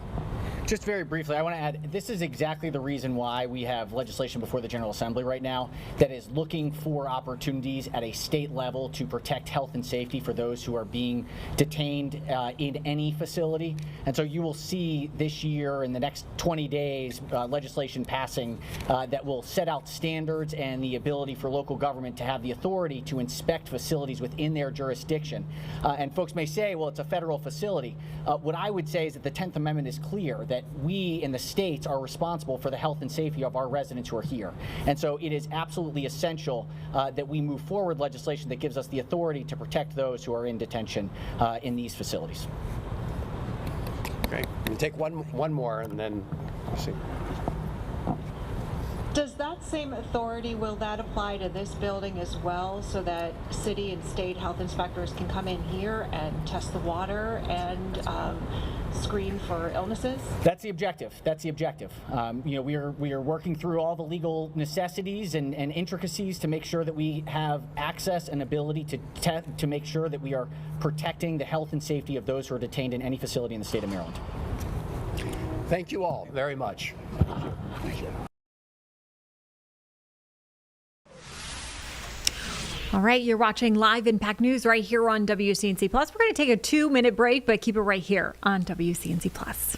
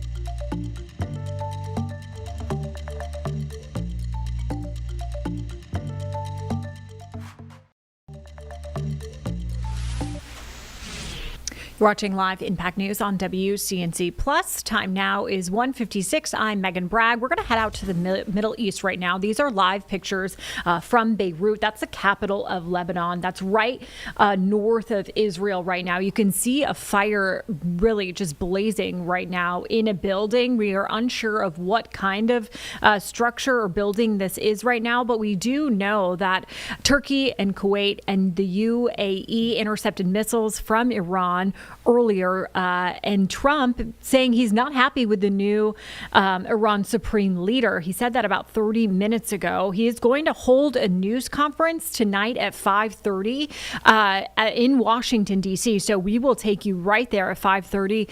So that's why you really got to keep us on WCNC Plus. But for now, back here at home, it is looking like a gorgeous day out here in Charlotte. Look how beautiful the Queen City looks. Some clouds out there, but other than that, feeling warm and gorgeous. We love that. Here's Majestic Storm. She's going to tell us about our weekend, what we have to look forward to in this upcoming weekend. We had a lot of cloud coverage we had to get through this morning, but boy, it was worth it. Look at it outside now. Plenty of sunshine from the mountains to the city, and it doesn't just look nice, but we're also holding on to very nice temperatures. Now, for some of us, as we're heading into the next few hours, you may still have some lingering cloud coverage, but it's all going to slowly but surely shift out of here, and we are going to have a beautiful sunny afternoon. Daytime highs today. Let's plan for upper 70s today. I don't think we're going to break any of our daily high records today, but tomorrow and Wednesday, oh, it's a whole different story with temperatures rising back into the low to mid 80s. Are you ready for the heat? I think we'll also feel just a little bit of humidity. Not that summertime humidity, but you'll feel a little bit of moisture in the air. Later on in our work week, we do have the return of rain showers and more near normal temperatures for a day. And then this upcoming weekend, boy, talk about a beautiful weekend to look forward to. Now, if you're thinking, is this normal to be this warm? It's definitely not. Our normal is 62, which really isn't bad for a nice early March forecast. However, today we're forecasting 78 degrees. And again, if you're watching this and there's a little cloud coverage still left over in your neighborhood now, likely give it a little time. Those clouds are going to be gone before we know it. Yesterday was a cloudy day, but it didn't stop those temperatures from warming up. We hit 72 for our high temperature, and now for today, we're forecasting 78. So almost 80 degrees for our Monday. You know what though? I'm also equally as impressed when I'm seeing these temperatures here in the mountains. Out there in Blowing Rock, I've seen lots of people bopping around, going to the cute shops there, having lunch out on the patio. A great day to do that, even there in Boone. 78 degrees there in Hickory, and really across the foothills this morning. Boy, was it foggy. It was so foggy in Morganton, and now you're looking at the return of sunshine and 80 degrees this afternoon. 78 from Charlotte to Concord, even through Monroe. Low 80s from Chesterfield to Rockingham. So again, one of those days where we start out with cloudy conditions, but by the end of the day, boy, it's going to be a beauty. Look at the next 10 days. These are our temperatures. So tomorrow, 83 degrees. Wednesday, 85. Temperatures eventually start to drop back down into the 60s as we're wrapping up our work week. But Friday, a high of 61. That's right around where we should be. Then in time for the weekend, are you already making your weekend plans? I know it's only Monday, but I know a lot of you already are. It is going to be stunning, mid to upper 70s with the return of sunny skies before cooler temperatures return next week. Precipitation looks like this. Really, Thursday's a day that you need to be ready for some rain. Not today. Satellite and radar continues to look fantastic. Futurecast as we're heading into the later half of the evening, around dinner time or so. Upper 70s, low 80s. Can you believe that? Here's 8 o'clock, almost 70 degrees here in Charlotte. And tomorrow we're just basically going to do it all over again, but it will get warmer. Thursday, get ready for this line to pass through that could bring not just rain, but possibly some thunderstorms. Overnight lows tonight, again, dropping down into the 50s. We're cranking up the heat tomorrow. 83 degrees for our high temperature. And I bet you're loving these later sunsets. 7:26 will be our sunset tonight. And in addition to that, it is going to be a nice evening with temperatures staying so mild. Here's our Jerry Hunt Supercenter 7-day forecast. So again, again, today already starting out the week very warm, but high temperatures tomorrow and Wednesday will likely shatter our daily high records both days. Thursday is kind of the day where you need to plan for the rain, and then the sun comes out just in time for the weekend. 75 on Saturday, 77 on Sunday, and boy, look at this. Lake Norman looking fantastic for a Monday. All right, we're going to head right on over to New York City right now because NYPD and the FBI are investigating an explosive that was found in front of the mayor's home residence. So we're going to listen into that investigation and what they found. That federal charges have been filed in the Southern District of New York against two individuals, Amir Balat and Ibrahim Qayyumi, in connection with that attack. The defendants are charged with attempting to provide material support to ISIS, using a weapon of mass destruction, transporting explosive materials, interstate transportation and receipt of explosive materials, and unlawful possession of destructive devices. The complaint sets forth the factual allegations supporting those charges. As alleged in the complaint, the defendants were inspired by ISIS to carry out their attack. There should be no confusion about what ISIS constitutes. It is a designated foreign terrorist organization responsible for deadly terrorist attacks across the globe and has taken credit for mass casualty attacks in Europe, the Middle East, and right here in the United States. And as alleged, both defendants have admitted that they acted on Saturday because of ISIS. As Qayyumi was being placed into an NYPD vehicle following his arrest, a person in the crowd asked why he had done this. As shown on NYPD body-worn camera footage referenced in the complaint, Qayyumi responded with ISIS. And at the precinct, after being advised of his Miranda rights and waiving those rights, Qayyumi said in recorded post-arrest statements that he had watched ISIS propaganda on his phone and that his actions that day were partly inspired by ISIS.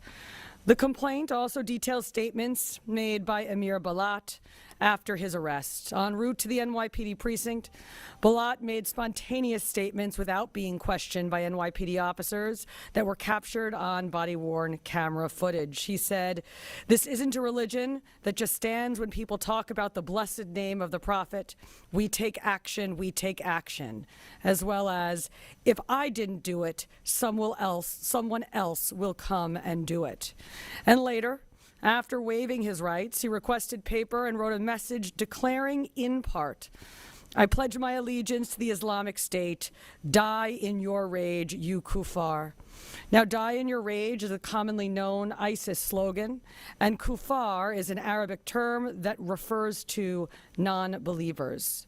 He also told investigators that he had hoped to carry out an attack even bigger than the Boston Marathon bombing, which he noted resulted in only 3 deaths. These statements, as set forth in the complaint, make clear that this was not random violence. This was a planned attack motivated by extremist ideology and inspired by a violent foreign terrorist organization. The complaint alleges not only why the defendants acted, but how. Preliminary testing has determined that one of the devices contained triacetone triperoxide, or TATP, also commonly referred to as Mother of Satan, a highly volatile explosive that has been used in multiple terrorist attacks over the last decade. As we have previously discussed, the NYPD identified a vehicle yesterday on East End Avenue that was linked to the defendants. Inside that vehicle, investigators recovered handwritten notes referencing TATP explosive and listing chemical ingredients for the type of explosive device used by the defendants on Saturday. Make no mistake, what happened this weekend was incredibly dangerous, and the ongoing investigation will be exhaustive. From the first moments of that investigation, the NYPD has been working seamlessly with our federal partners, many of whom have joined us here. In particular, the FBI's Joint Terrorism Task Force, which includes NYPD detectives working alongside federal agents. They have been at the center of this investigation. Members of the FBI and the Joint Terrorism Task Force, including NYPD task force officers, have executed search warrants at Kayumi and Balat's residences in Pennsylvania. Another important note, the two defendants arrived in New York City roughly 1 hour before they were arrested. According to our investigation, they crossed the George Washington Bridge with a license plate reader ping at 11:36 a.m. on Saturday, parked in front of 48 East End Avenue between 81st and 82nd Streets at 12:05 p.m., and walked to the protest. They ignited and threw the devices at approximately 12:15 p.m. and were immediately arrested thereafter. I want to thank our great United States Attorney Jay Clayton for his extraordinary partnership, as well as the prosecutors from SDNY for everything that they do, especially for their work on this investigation and their forthcoming prosecution. I also want to thank the FBI, especially James Barnacle, Assistant Director in charge of the FBI New York Field Office, and Rob Cassane, the FBI's Special Agent in charge for counterterrorism, as well as the Joint Terrorism Task Force. We are grateful always for the FBI agents and Assistant U.S. Attorneys who have been working around the clock with us since Saturday. Finally, and most importantly, I want to recognize the members of the NYPD who responded on Saturday and in the hours that followed. The officers assigned to that protest who ran toward a lit, improvised, explosive device, the bomb squad technicians who secured and analyzed the devices, the detectives and analysts who worked through the night to develop this investigation, and the countless members of service who helped ensure the security of the people of New York City during a very tense and dangerous situation. The NYPD remains on heightened alert, and our mission is simple, and that is to keep New Yorkers safe. That responsibility belongs to the nearly 35,000 members of this department who stand watch over this city and who are prepared to respond whenever and wherever danger appears. On Saturday, we saw that commitment in action. Thank you. Now I will turn it over to our United States Attorney, Jay Clayton.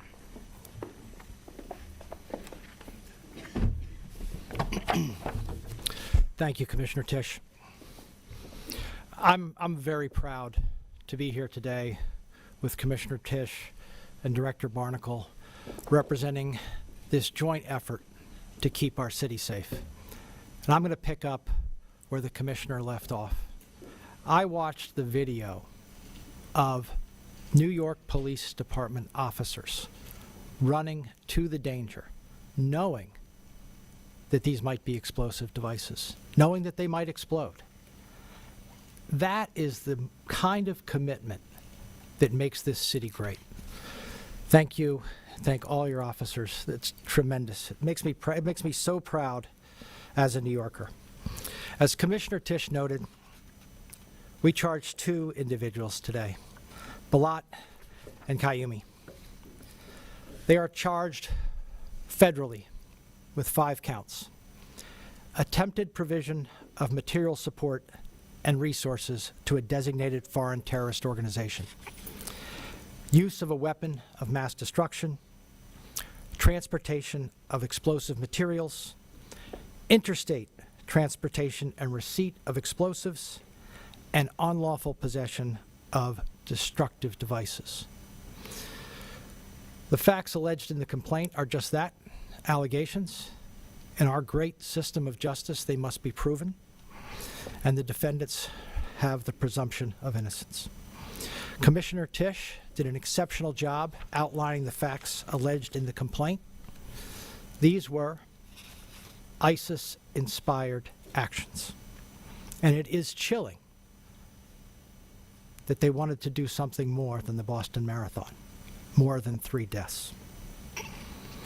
Free speech and peaceable assembly are the bedrock of American democracy. But violence is not protected. And it's not protected protest. It's not protected speech. In New York, violence, particularly violence that has a terrorist bent, violence that is meant to chill free speech, violence that is meant to keep us from assembling peaceably, will be met with swift justice. This investigation remains ongoing, and we encourage anyone with further information to contact the FBI at 1-800-CALL-FBI, C-A-L-L-FBI. In closing, I want to express my deep gratitude for, again, the NYPD and all of those folks in my office who immediately answered the call and worked around the clock. In particular, the heads of our National Security and International Narcotics Unit, Eleanor Tarlow and Jason Richmond, and our line U.S. attorneys, who I don't think have slept, which is why we are here so quickly, Jonathan Bodonsky and Jane Chong. Thank you all very much. Hearing from NYPD and the FBI there about that investigation. Like we saw that video of that man throwing what is considered an explosive. So we are going to take a quick break right here on Live Impact News, but keep it right here on WCNC Plus.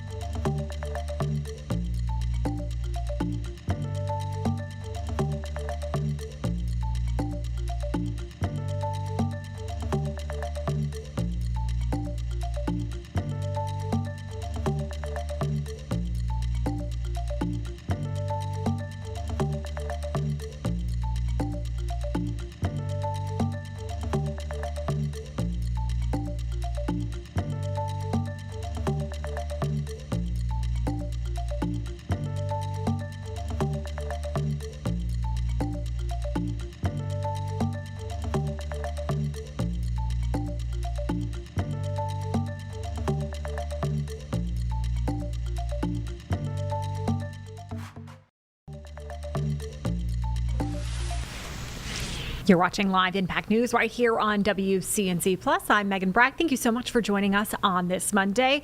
Well, tonight, national renowned civil rights attorney Ben Crump and his legal team, joined by Dominique Moody, is calling out child welfare agencies and questioning how warning signs were missed before her death. So Dominique Moody, she was only 6-year-old when she was found in December, unresponsive in a home that the people there had a legal guardianship of her. So authorities are asking, what happened here? Her family are wondering what happened. And so is a civil rights attorney, Ben Crump. Now we know she had multiple signs of injuries, abuse, and severe neglect. 3 people have been arrested. Jesse Pierre has been following this case extensively. And Jesse, what did her parents have to say today and Ben Crump? Megan. So Dominique Moody's mom was there, a couple of family members, as well as Ben Crump and the attorney, his legal team. And overall, they're just really questioning how warning signs were missed. The 6-year-old was found 27 pounds, 3 feet, they say. She had broken bones. She had bruises all over her body. We do know from court records that she was forced to live in a cage, that she had different signs of like being taped up from her wrist and different parts of her body because she was taped or restrained with duct tape at times. And so we're thinking of a child who was placed in the legal care of family member. And so the question is, where are the check and balances, right? Where were social services or any child welfare agencies as far as just checking on this child? But also there are several reports to different agencies or child welfare agencies that the attorneys and legal teams say were called during the time that Dominique lived with her legal guardian and other adults. There were actually other children in the home. There were also several 911 calls to the home for various reasons. And so they're just really wondering how all of these different things didn't connect together to have a real check or welfare check of the child or other children in the home. Even in the court records, they note months, maybe over a year of abuse and neglect. She was malnourished. She was food was kept away from her so that as a form of punishment. Again, I mentioned how little of weight she weighed. There's also that she was forced to live in a dog cage. And so it's a very horrific case. And so right now, attorneys are demanding answers from county and state child welfare services. They believe that the system that was meant to protect her failed her. And they're really questioning I guess, accountability here in all of this. And so they want to know what happened to Dominique Moody altogether, but they also want to know what went wrong because they want to prevent this from happening to any other children. And, reading these court documents, it's absolutely disturbing. I did read through them. I know, Jesse, you have as well. It is interesting to me, and I'm sure folks at home are wondering this too, about her parents, her mother specifically, because I know that she did speak. I'm sure the mother is rightfully upset that someone else was watching her child. But what did she have to say, about this, that the child wasn't with her and with somebody else and she was, taken from her? So, her Dominique's birth mother, Ikea McKnight, she went through some hard times. And so her child was placed in a family member's care, someone she trusted. And during that time, unfortunately, she was abused and neglected. At this point, she's just saying that her daughter didn't deserve this, that she feels like more should have been done to protect her child. She says that she has taken several efforts to get her child back on top of it all. And so for it to end the way it did is just horrific. It's tragic and it's sad. She's heartbroken. Her family's heartbroken. Another family member who is actually a mortician is the one who actually embalmed her and prepared Dominique for her funeral. And he just said she had bruises from head to toe and just how difficult of a task it was to even prepare her for a 6-year-old child for a funeral because of how badly battered her body was. He mentioned that she had broken fingernails, saying that, those are all signs of survival, her trying to get out of the cage, different things like that he noted on her body. And, it's just devastating all around for the family and for everyone who has been involved in this case. Absolutely, absolutely terrifying. Thank you so much, Jesse, for taking the time to talk with us today. Absolutely. Okay, we're going to head back to New York City right now, where NYPD and the FBI are taking questions from the media about what happened over the weekend with that explosive going off in front of the mayor's home. For all of the other reasons you might expect. So this was no different, and there had been very thoughtful preparation for this event due to the combined protest, counter-protest, and the location. And I can just answer the question about SRG. SRG was in the area of the protest. They were there on in a backup capacity. We often have SRG around in an area if we think that it has the potential to get heated, so they were there. They were brought in after mayhem, as soon as mayhem ensued. How do you make that assessment? We got to keep moving, Rocco. Apologies. Well, just a quick follow-up. How do you make that assessment? Our commanders on the ground will make the assessment about when to call in SRG. But certainly with this protest, we did have SRG on standby and prepared because we thought it had the ability to get interesting, given who was there. Thank you. Marino? Sorry. You got it. Commissioner, Joe Marino, New York Post. Commissioner, are you looking at changing your posture towards policing protests, given the fact these two individuals were not known to you?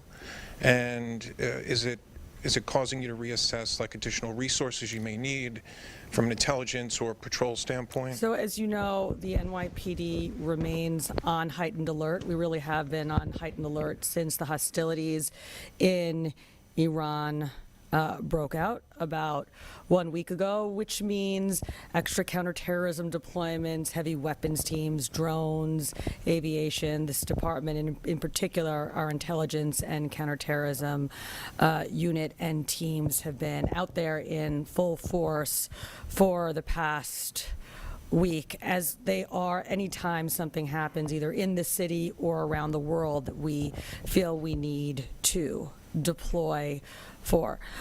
Look, this incident did occur at a protest, but it didn't have to have occurred at a protest. So this doesn't change our posture specifically on protests. The NYPD has been policing protests and ensuring New Yorkers' ability to exercise their First Amendment rights safely and lawfully for decades, but never more so, frankly, than over the past 2.5 years, where we have just seen a huge increase in the number of protests, and our officers, both our community affairs officers, our patrol officers, and our SRG officers are well trained and certainly well practiced at doing so. Thanks, Brett. Hey, Commissioner, thank you. Given the threat picture that you've been outlining, how worrying is it that a couple of guys from Bucks County can just drive into Manhattan with potentially viable devices? Is it alarming, and is there anything you can do to stop it? Go ahead. Thank you. So when we talk about heightened threat environment and when we talk about lone actor threat, this is another incredibly sobering reminder. We had one just a week ago in Austin, Texas. And that's the reason that we surge our personnel, as the commissioner just mentioned, we've been doing since the onset of the war overseas in Iran for the last 10 days to harden targets. Of course, some individuals will mobilize to violence without tripping the wires that we extensively set. And in that point, then it is the bravery of our officers who contend with a threat as it's unfolding on our streets, and in this case, incredibly bravely. And I would just add there's a few pieces to this, right? There is our intelligence and counterterrorism operation, and I have to say there is no other city in the world that has an intelligence and counterterrorism capacity quite like the NYPD's. But then, as Deputy Commissioner said, we also have our well-trained officers on the ground doing deployments to catch anything.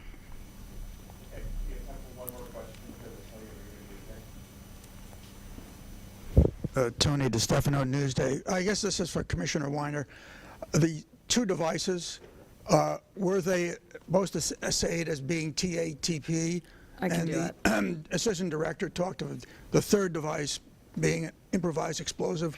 Was that also known quantity of TATP or something else? So let's talk about the first two devices first. They were both brought on Saturday to Rodman's Neck, where our bomb technicians and FBI experts looked at them jointly. We assessed quite comprehensively one of the devices, and we determined that that device contained TATP.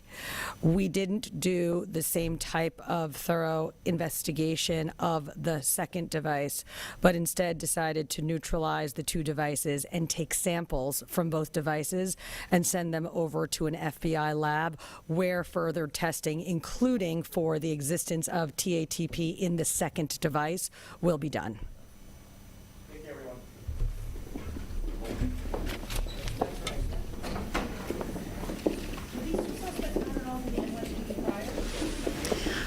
All right, we're going to take a quick break right here on Live Impact News, but keep it here on WCNC Plus.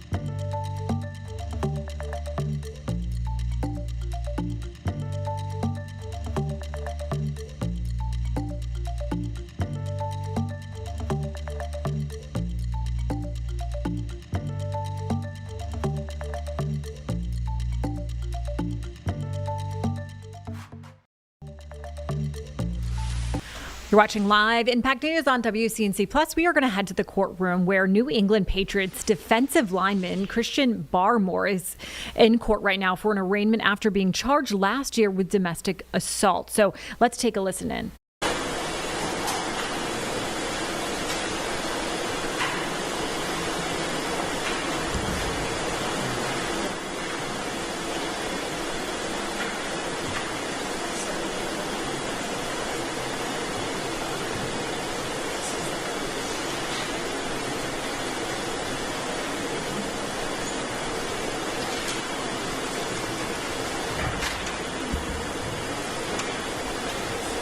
Okay, so like I said, this is New England Patriots defensive lineman Christian Barmore. So he is being at his arraignment after being charged last year with domestic assault. The woman who accuses him of domestic assault was dating him for 3.5 years. They have a child together, and they got into an argument about an air conditioning unit. And she says the following day he grabbed her and threw her to the floor. So that is what happened allegedly there. The woman said she is afraid of retaliating against him. She did file for a restraining order, and she says that she was pregnant with Barmore's child, but did not want any more ties to him. So this apparently happened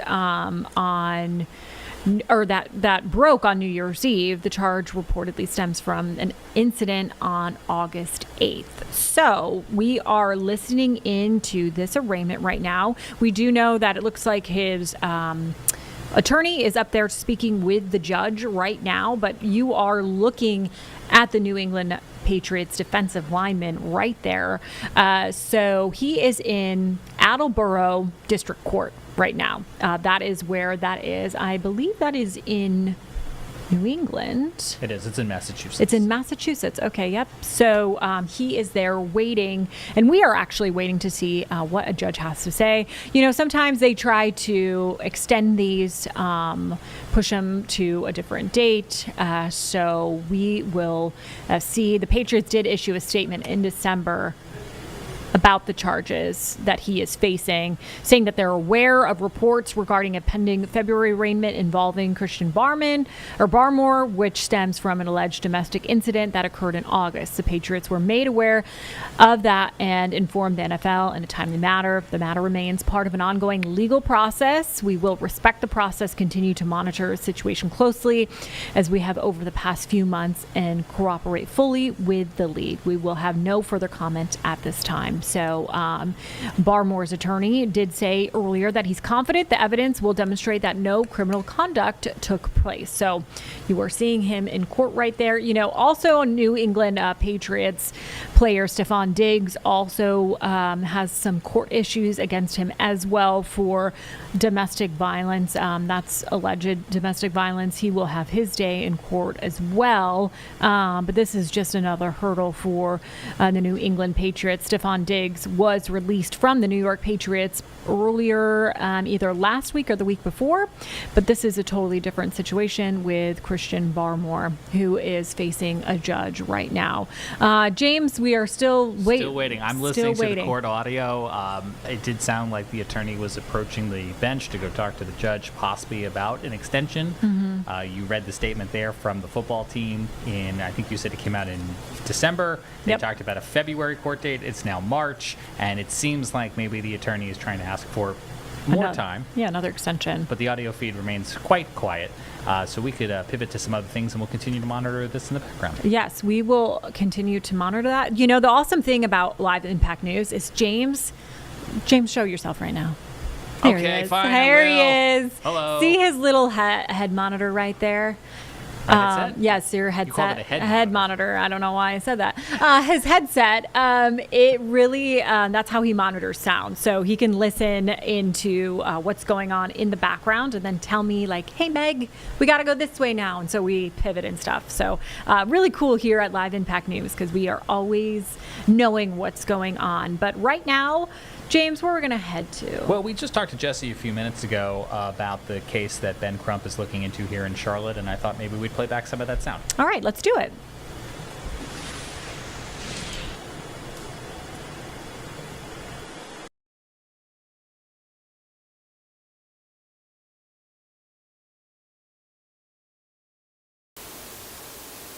There was a time to pray for understanding. It is in this tragic killing of this 6-year-old beautiful little child, Dominique Moody.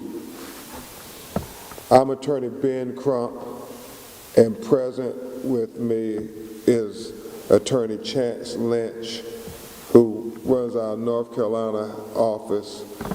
Attorney Lisa Parker, senior attorney, working with Attorney Lynch, who runs our Atlanta, Georgia office.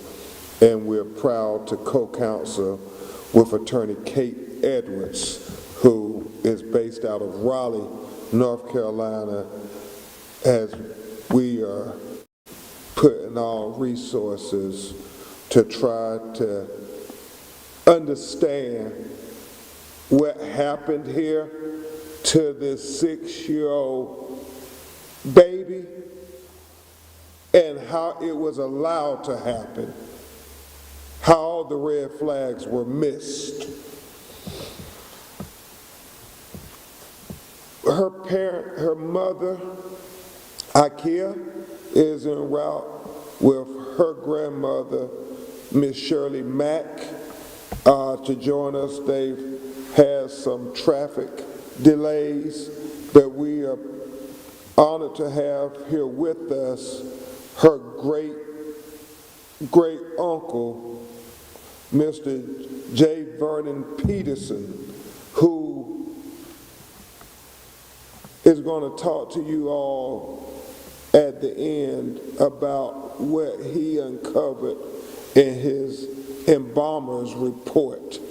He is the funeral home director that prepared the body for the funeral. And you all already know how shocking this case is. But when you thought your conscience couldn't be shocked any further, you listen to what he uncovered while they were trying to prepare her little body for funeral services.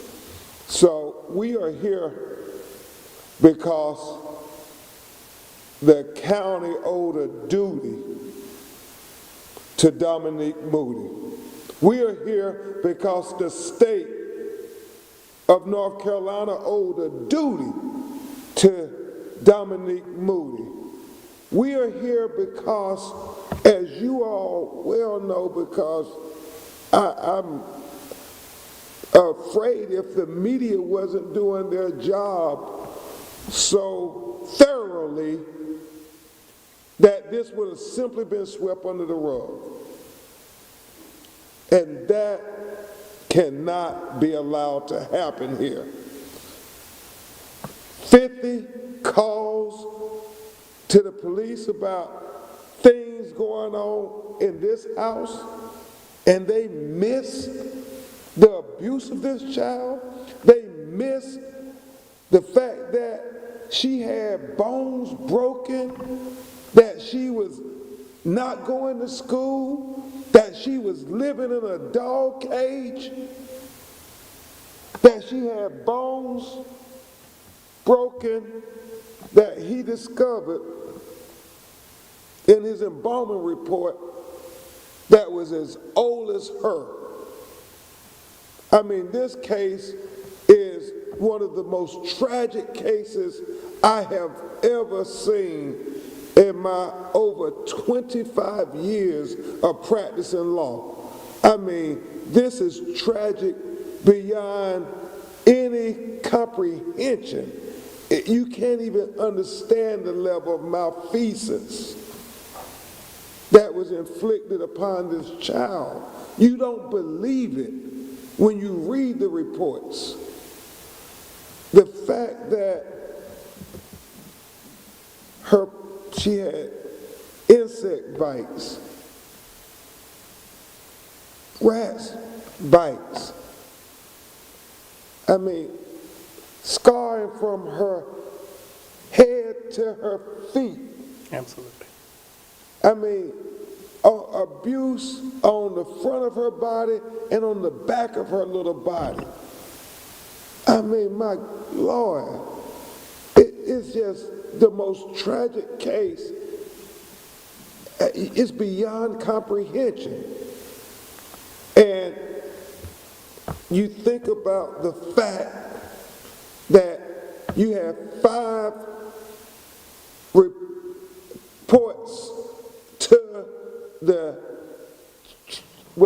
Child Protective Service and the YFS, Youth and Family Services, and the County Protective Services for Children, and they miss these red flags, these flashing lights. The school saying the little sister missed over 20 days. Who's going to go check and see what's going on in this home? Who's going to make sure that these children are safe? I mean, the things that were going on that caused this kind of abuse, you had to see if you just put eyes on the child, if you just had a visual observation, a visual examination, you would see it. Stevie Wonder would see the abuse if you just did your job and did an inspection. And the fact that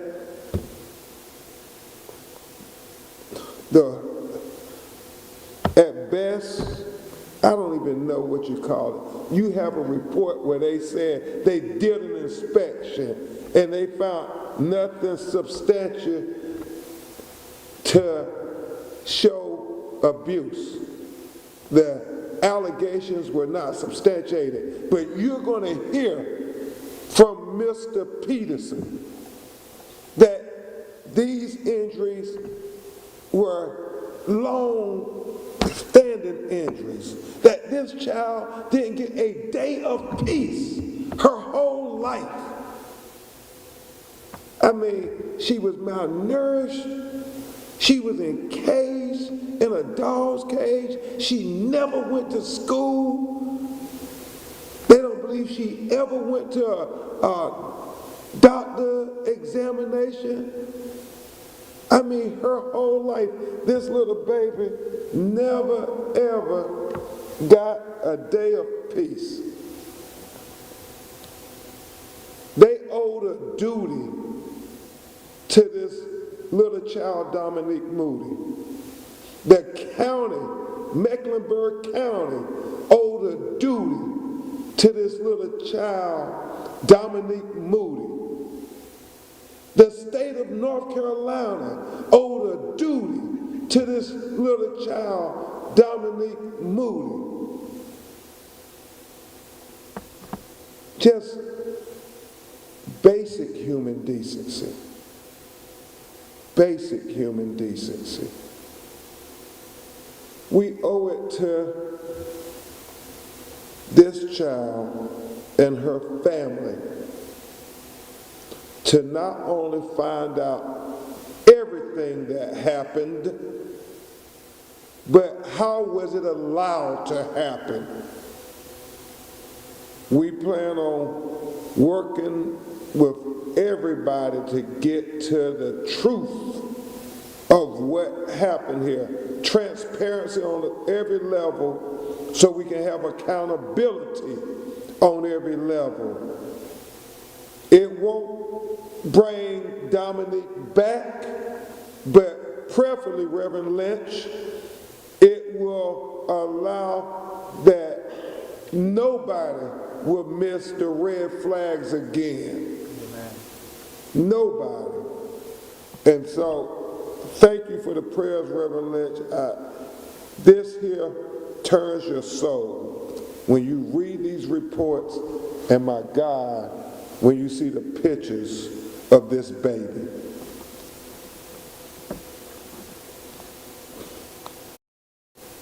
I mean, if they treated an animal like this,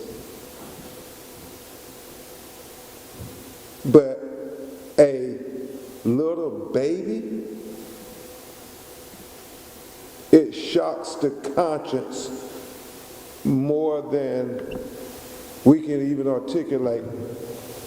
Mr. Peterson shared with us that not only was she abused throughout her life, but she also was abused even after death. And he's going to explain that to you in just a few minutes. At this time, as we continue to wait for her mother and grandmother to arrive, we're going to have you hear from Attorney Chance Lynch, who, as I said, is our North Carolina. We're going to take a quick break right here on Live Impact News on WCNC Plus, but we'll be back in about 2 minutes.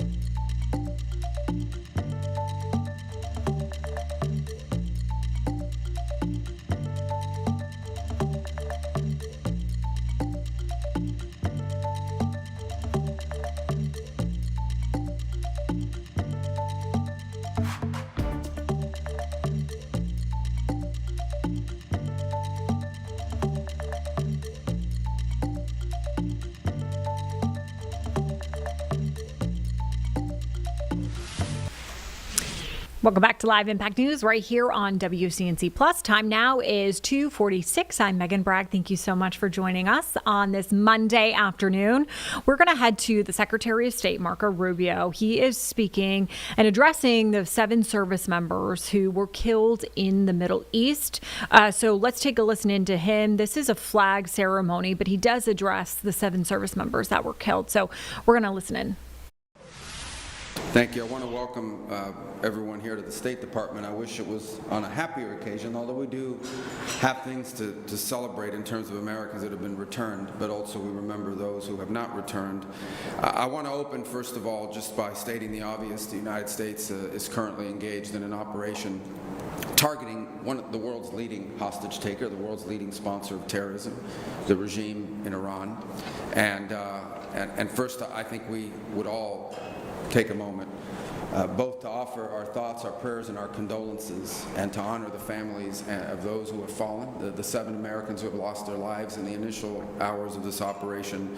Incredibly brave Americans, and you saw 6 of them dignified return over the weekend, and we all are in awe of their service, of their bravery, of their courage, and our hearts and our support extend out to their families in this very difficult moment, and the families of these incredible heroes. And heroic things are happening all the time, some of which will never make it to the headlines, but American men and women in uniform are conducting an extraordinary mission with extraordinary efficacy and efficiency and impact. The goals of this mission are clear, and it's important to continue to remind the American people of why it is that the greatest military in the history of the world is engaged in this operation. It is to destroy the ability of this regime to launch missiles, both by destroying their missiles and their launchers, destroy the factories that make these missiles, and destroy their navy. I think we are all seeing right now the threat that this clerical regime poses to the region and to the world. They are trying to hold the world hostage. They are attacking their neighbors. They are attacking neighboring countries, their energy infrastructure, their civilian population. They're attacking embassies. This is a terrorist government. This is a terroristic regime. And we are seeing them conduct terrorism using nation-state elements, using weapons like missiles and one-way attack drones. And the objective of this mission is to destroy their ability to continue to do that. And we are well on our way to achieving that objective every single day with overwhelming force, with overwhelming precision. The military, the United States military, the men and women in uniform are conducting an extraordinary operation. There are not a lot of cameras down there covering what they're doing, as opposed to some of the other images that you may see from some of the cities and capitals nearby. But I want everyone to know your military is getting the job done. And every single day, this regime in Iran has less missiles, has less launchers, their factories work less, and their navy is being eviscerated. And the world is going to be a safer and a better place when this mission is accomplished. And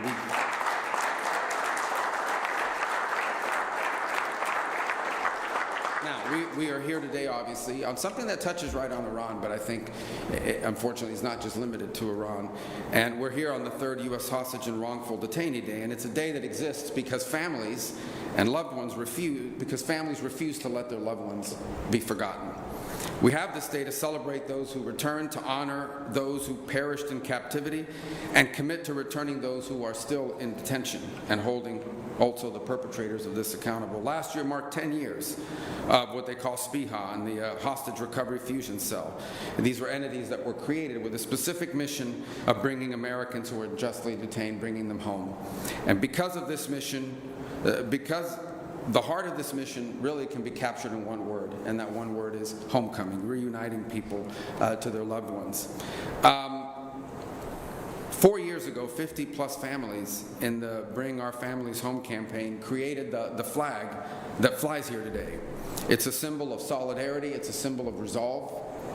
It's flown in honor of Americans brought home over the past 3 years and the Americans yet to be brought home to their families.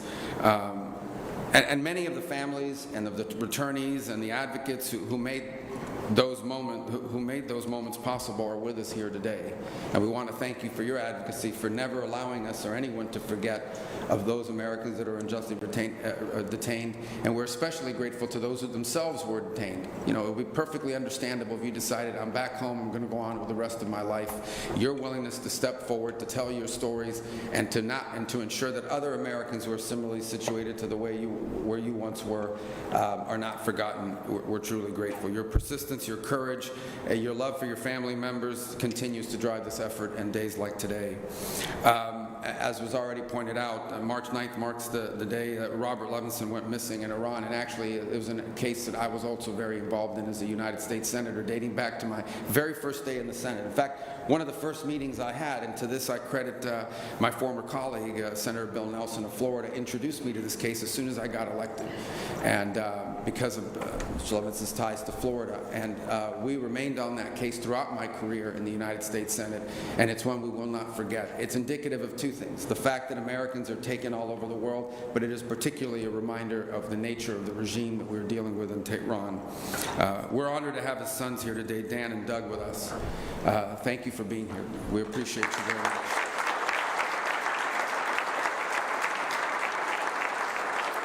And so today, in recognition of their extraordinary dedication, and really everyone's here, but in particular, we've dedicated the flag flown here today to the Levinson family. And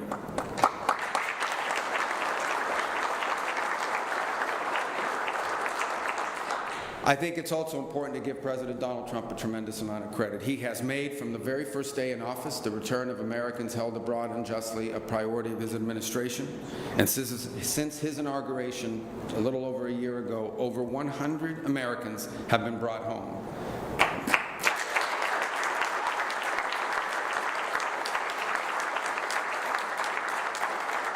And by the way, here at the State Department, Adam and his team have done long working with our partners in the FBI and really across the interagency have done a phenomenal job in facilitating that, and they deserve a lot of credit as well. But the president isn't just focused on homecomings, he's also focused on ending the cycle of exploitation, of saying enough is enough, of ending the cycle in which Americans are somehow viewed as a valuable commodity that you can grab an American, you can unjustly hold them, and then try to trade them later on for some diplomatic concession or some political concession. We have to end that cycle. We have to make sure that Americans are no longer viewed as targets of opportunity around the world, and people and nation states and terroristic regimes like the one in Iran know that there are consequences for doing that.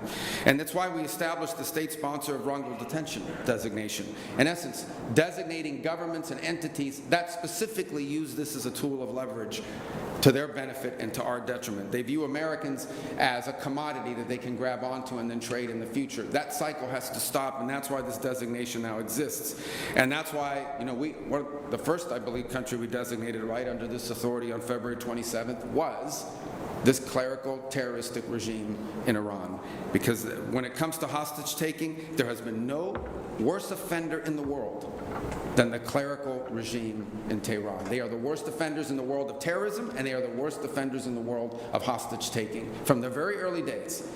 And so they were our first designation. They were founded, unfortunately, on an assault on the brave men and women of our foreign and civil service that were located there in Tehran. And the message is going to be very clear. The United States will not tolerate hostage diplomacy. They're not going to tolerate, we're going to continue to hold that regime accountable, and all other regimes that engage in this accountable for these practices. So, in closing, let me just say, today we honor those who are still waiting. It celebrates those who returned, and it remembers those whose homecoming came sadly and tragically in a different way. But our mission, even as we remember and honor those from the past, our mission is forward-looking. We believe in homecomings, we work for homecomings, and under the President's leadership, we will not stop until every single unjustly detained American is brought home. Thank you. And remember, tonight at 5:30 this afternoon, President Donald Trump is expected to speak about what's going on in Iran and the latest update from there. So, of course, we will bring that right to you right here on WCNC Plus. For now, we are going to take a look at this week's weather. It's an absolutely beautiful day today, but will it hold for the rest of the week? Majestic Storm is going to give us a look at your weather. We had a lot of cloud coverage we had to get through this morning, but boy, it was worth it. Look at it outside now. Plenty of sunshine from the mountains to the city, and it doesn't just look nice, but we're also holding on to very nice temperatures. Now, for some of us, as we're heading into the next few hours, you may still have some lingering cloud coverage, but it's all going to slowly but surely shift out of here, and we They're going to have a beautiful sunny afternoon. Daytime highs today, let's plan for upper 70s today. I don't think we're going to break any of our daily high records today, but tomorrow and Wednesday, oh, it's a whole different story with temperatures rising back into the low to mid 80s. Are you ready for the heat? I think we'll also feel just a little bit of humidity. Not that summertime humidity, but you'll feel a little bit of moisture in the air. Later on in our work week, we do have the return of rain showers and more near normal temperatures for a day. And then this upcoming weekend, boy, talk about a beautiful weekend to look forward to. Now, if you're thinking, is this normal to be this warm? It's definitely not. Our normal is 62, which really isn't bad for a nice early March forecast. However, today we're forecasting 78 degrees. And again, if you're watching this and there's a little cloud coverage still left over in your neighborhood now, likely give it a little time. Those clouds, they're going to be gone before we know it. Yesterday was a cloudy day, but it didn't stop those temperatures from warming up. We hit 72 for our high temperature, and now for today, we're forecasting 78, so almost 80 degrees for our Monday. You know what, though? I'm also equally as impressed when I'm seeing these temperatures here in the mountains. Out there in Blowing Rock, I've seen lots of people bopping around, going to the cute shops there, having lunch out on the patio. A great day to do that, even there in Boone. 78 degrees there in Hickory, and really across the foothills this morning. Boy, was it foggy. It was so foggy in Morganton, and now you're looking at the return of sunshine and 80 degrees this afternoon. 78 from Charlotte to Concord, even through Monroe. Low 80s from Chesterfield to Rockingham. So again, one of those days where we start out with cloudy conditions, but by the end of the day, boy, it's going to be a beauty. Look at the next 10 days. These are our temperatures. So tomorrow, 83 degrees. Wednesday, 85. Temperatures eventually start to drop back down into the 60s as we're wrapping up our work week, but Friday, a high of 61. That's right around where we should be. Then in time for the weekend, are you already making your weekend plans? I know it's only Monday, but I know a lot of you already are. It is going to be stunning, mid to upper 70s with the return of sunny skies before cooler temperatures return next week. Precipitation looks like this. Really, Thursday's a day that you need to be ready for some rain. Not today. Satellite and radar continues to look fantastic. Futurecast as we're heading into the later half of the evening, around dinner time or so. Upper 70s, low 80s. Can you believe that? Here's 8 o'clock, almost 70 degrees here in Charlotte. And tomorrow we're just basically going to do it all over again, but it will get warmer. Thursday, get ready for this line to pass through that could bring not just rain, but possibly some thunderstorms. Overnight lows tonight again dropping down into the 50s. We're cranking up the heat tomorrow. 83 degrees for our high temperature. And I bet you're loving these later sunsets. 7:26 will be our sunset tonight. And in addition to that, it is going to be a nice evening with temperatures staying so mild. Here's our Jerry Hunt Supercenter 7-day forecast. So again, today already starting out the week very warm, but high temperatures tomorrow and Wednesday will likely shatter our daily high records both days. Thursday is the day where you need to plan for the rain, and then the sun comes out just in time for the weekend. 75 on Saturday, 77 on Sunday, and boy, look at this. Lake Norman looking fantastic for a Monday. Yeah, delightful day. Hopefully you can get outside and enjoy. By the way, we're getting to the top of the hour now, 3 o'clock. Thanks so much for being with us here for Live Impact News. I'm Vanessa Rufus taking over for Megan Bragg. Want to talk about, to start here, a new installment to our Lost Ground investigation. Of course, over the last several weeks, we've been speaking with our Nate Morabito, who's been looking into a situation up in the high country, if you will. So Nate's joining us right now here in the Live Impact News studio. So Nate, this is regarding all of those landslide maps, which you're hearing now tonight advocates for now. These are folks who are saying that these maps save lives, and you're getting an actual example of this. Right. I mean, if you go back to Helene triggered about 3,000 landslides at least, killed at least 31 people. And this is a situation, we had a lot of rain, the ground was saturated, then more rain came, and the mountains started to slip. And all it takes is a little bit of earth moving, it kind of results in a snowball effect. That seems rare, right, when you look at it, big picture, unprecedented storm, unique setup, results in all these landslides. But the truth is landslides are not really as uncommon as we think they are. I mean, they happen every so many years, they're going to happen. And if there was one or two in a piece of land, during Helene or 200 years ago. There's going to be another one at some point down the road.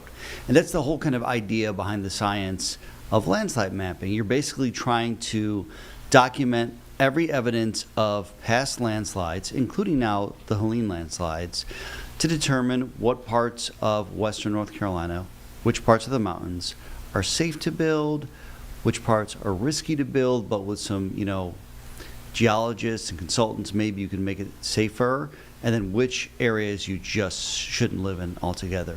And we were able, with the help of several people we've been working on this story with, connect with a family who was ready to buy a piece of property in Chimney Rock. They went under contract in 2021 for the land, and this woman is a former professional historian, and she knew that there were some landslide maps out there. This is Rutherford County. Rutherford County was one of a couple handful of counties that were mapped before Helene. We've been saying most counties to this day in western North Carolina have not been mapped, but there were some that were mapped. Rutherford was one of them. She goes online, she looks at the map, she sees that this property that they want to buy is in the footprint of a landslide. She's like, how serious could that really be? I'm going to pay the several $100s to hire consultants to hopefully reassure me that it's all good. And this consultant says, you cannot build here. This is too dangerous. At some point down the road, this property is going to be a major problem. It was a very difficult thing to hear. They decided to walk away. They forfeited their earnest money. They said, we just can't chance it. They got 2 little girls. It's not worth the risk, ultimately, they were told. Fast forward to 2024, Helene comes through. It wipes out that property. So imagine, had they built that home there, they would have been in that home that night, that morning, and they obviously think the worst would have happened there. And the whole idea is that there is a push now to get more funding for this program. This funding at one point this program was funded about $500,000 a year. Then lawmakers stopped it in 2011. There were budget cuts, there was opposition from builders and realtors. The program sat unfunded for 8 years. Every year, that's one county that doesn't get mapped. So that's 8 counties before Helene that were prevented from getting mapped because of the funding. The program's reinstated in 2018, and I want you to hear from the lawmaker that was really behind the push to revive this.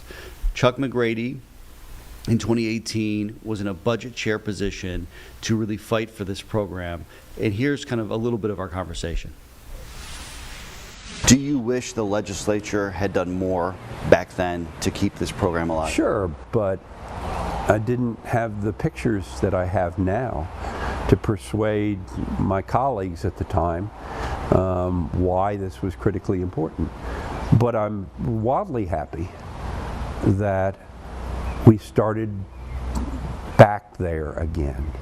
We got the program up and running before we lost everything. 2011, he's a freshman lawmaker. His voice doesn't really carry much weight. He says he tried to push for it back then, but it wasn't really a priority. Fast forward to 2018, he's got much more seniority. He's in a budget chair position. He speaks up, and that allows the program to be reinstated. They get moving on mapping some more counties. But here's the big deal right now. Most counties are still unmapped in western North Carolina. And this is a former Republican who's saying current lawmakers really need to fund this program.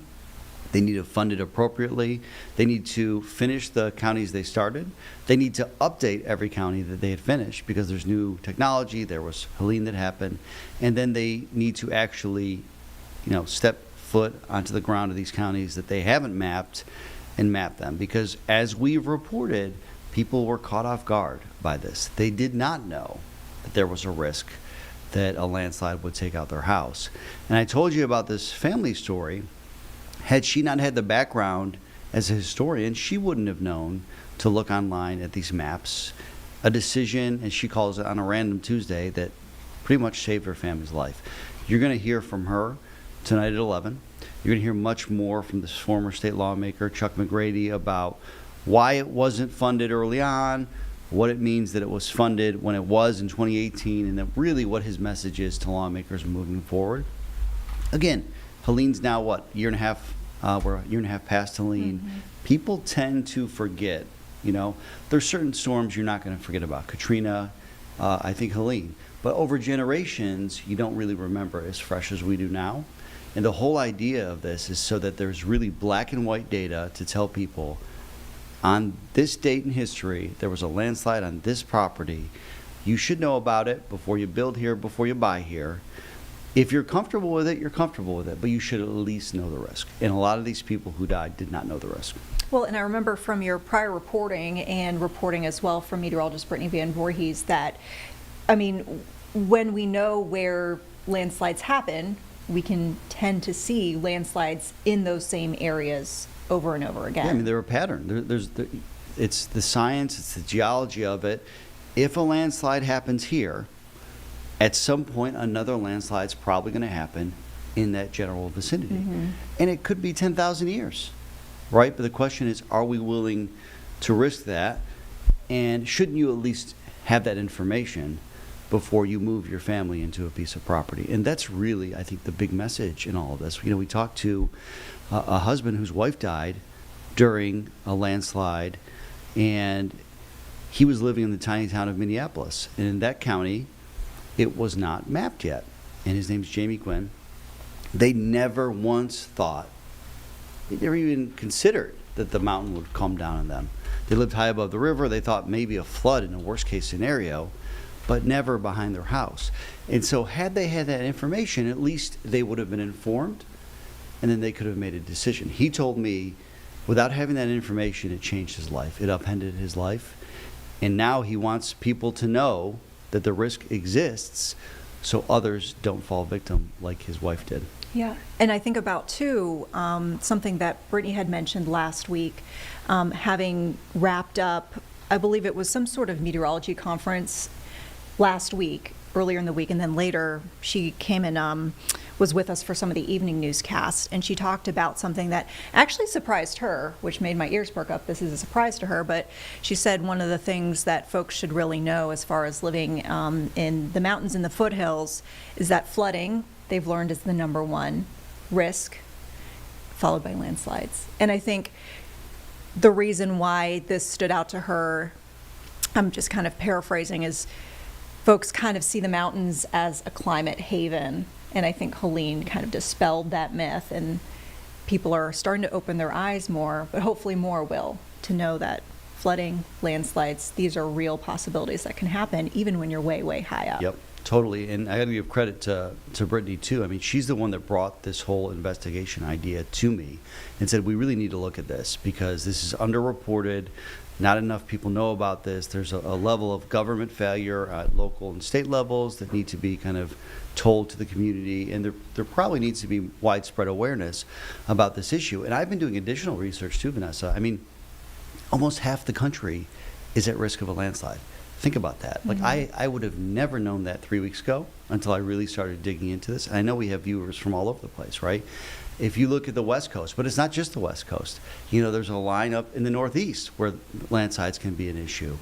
Puerto Rico. I mean, there's all these different places across the country that if the conditions are right, if there's heavy rain over a 24-hour period, there is the chance of landslides. And something that really got me through my research is there was the deadliest landslide ever was in Washington State, the Oso landslide. And I was watching this great documentary our King TV content partner did there in Seattle about all these victims. And in one case, there was a survivor who basically said, you know, I've spent 10 years trying to find somewhere safe. Where did she pick? She picked Asheville, North Carolina, before Helene. So think about that. Like, people, we don't have all the information, and it's our job, it's the government's job, it's, you know, meteorologist's job, it's realtor's job. We all need to communicate the risk, not to scare anybody, just to have the information. That's what I would want before I buy a home. Again, it's on me at that point. It's not up to me to decide how safe I think something is. We're not trying to take people's property rights away here, right? We're just saying you should at least know what could happen on that property. Yeah. We mentioned this before we kick things off with our conversation. This is just one update in part series that y'all have been doing. How can folks catch up on your reporting, and do you think you might have any follow-ups even after this one? Yeah, I mean, we're all over the place. Number one, you can find on Instagram, on TikTok, on our YouTube page, WCNC Plus. We have kind of everything on WCNC.com. Just look up Lost Ground and you'll find it on WCNC. I do suspect there's going to be more developments in this, not just in the coming weeks, but over the coming months, because I'm starting to look at a much broader issue nationwide, too, because it really is a national issue, and there's a lot of really smart people working to try and educate, to inform, to collect data, to make it accessible to people. And let's not forget, you just heard Governor Stein say earlier today, we need to fund the budget in North Carolina, which hasn't been funded in the last couple of years. We know the head of the landslide mapping program here in North Carolina is asking for additional money and recurring money. But to get the recurring money, the state needs a budget. And as Chuck McGrady told me, that former lawmaker, he doesn't see the opposition that there used to be. Mm-hmm. And so he feels like there will be this groundswell of support, especially when you see these stories and you see these images. So I think that once lawmakers get back to business in the short session, to try to nail down a budget if they're able to, there could be more updates there. And we're going to share our reporting with lawmakers too, starting at the top with the governor's office as well. We think that this particular story is quite the example of the other side. The first story looked at the loss of life because there wasn't mapping. You got these kids, there's a little girl playing a harmonica when we're up there in Yancey County where this family built now, and she is alive because the maps as well. So it's kind of this balance, both sides of it.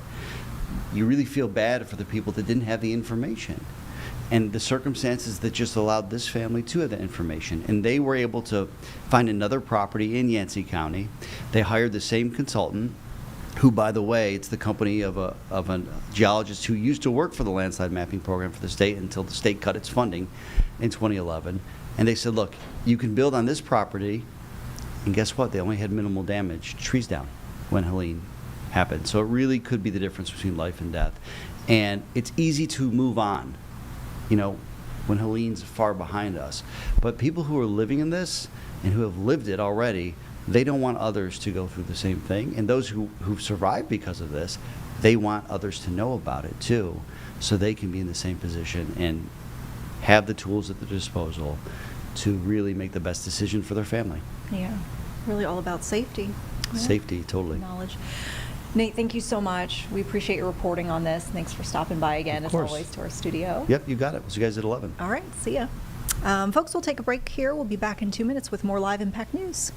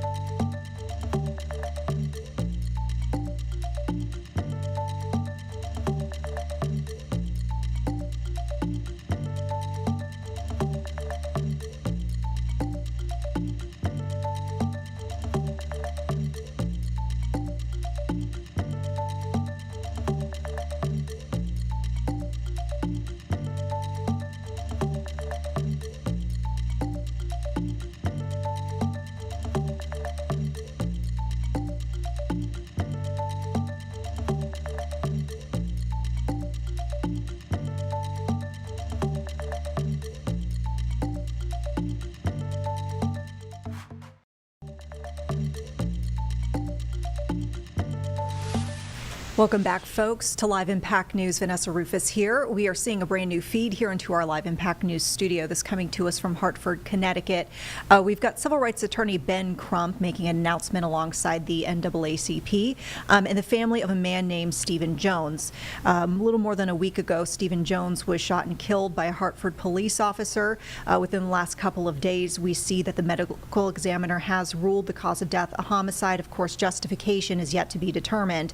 Let's listen in right now to hear what the attorney has to say. I'm just trying to make the point. I don't ever want to assume that people understand how tragic this was. It's like, I think Attorney Betts said, it was excessive. Scott X, not one bullet, not two bullets, not 3 bullets, not 4 bullets, not 5 bullets, not 6 bullets, not 7 bullets, not 8 bullets, not 9 bullets. 9 bullets. If that is not excessive, I don't know what is. And Attorney Rojas, they have the 1983 law say for every bullet you shoot, it has to be justified, right? Every act of deadly force, you have to justify it.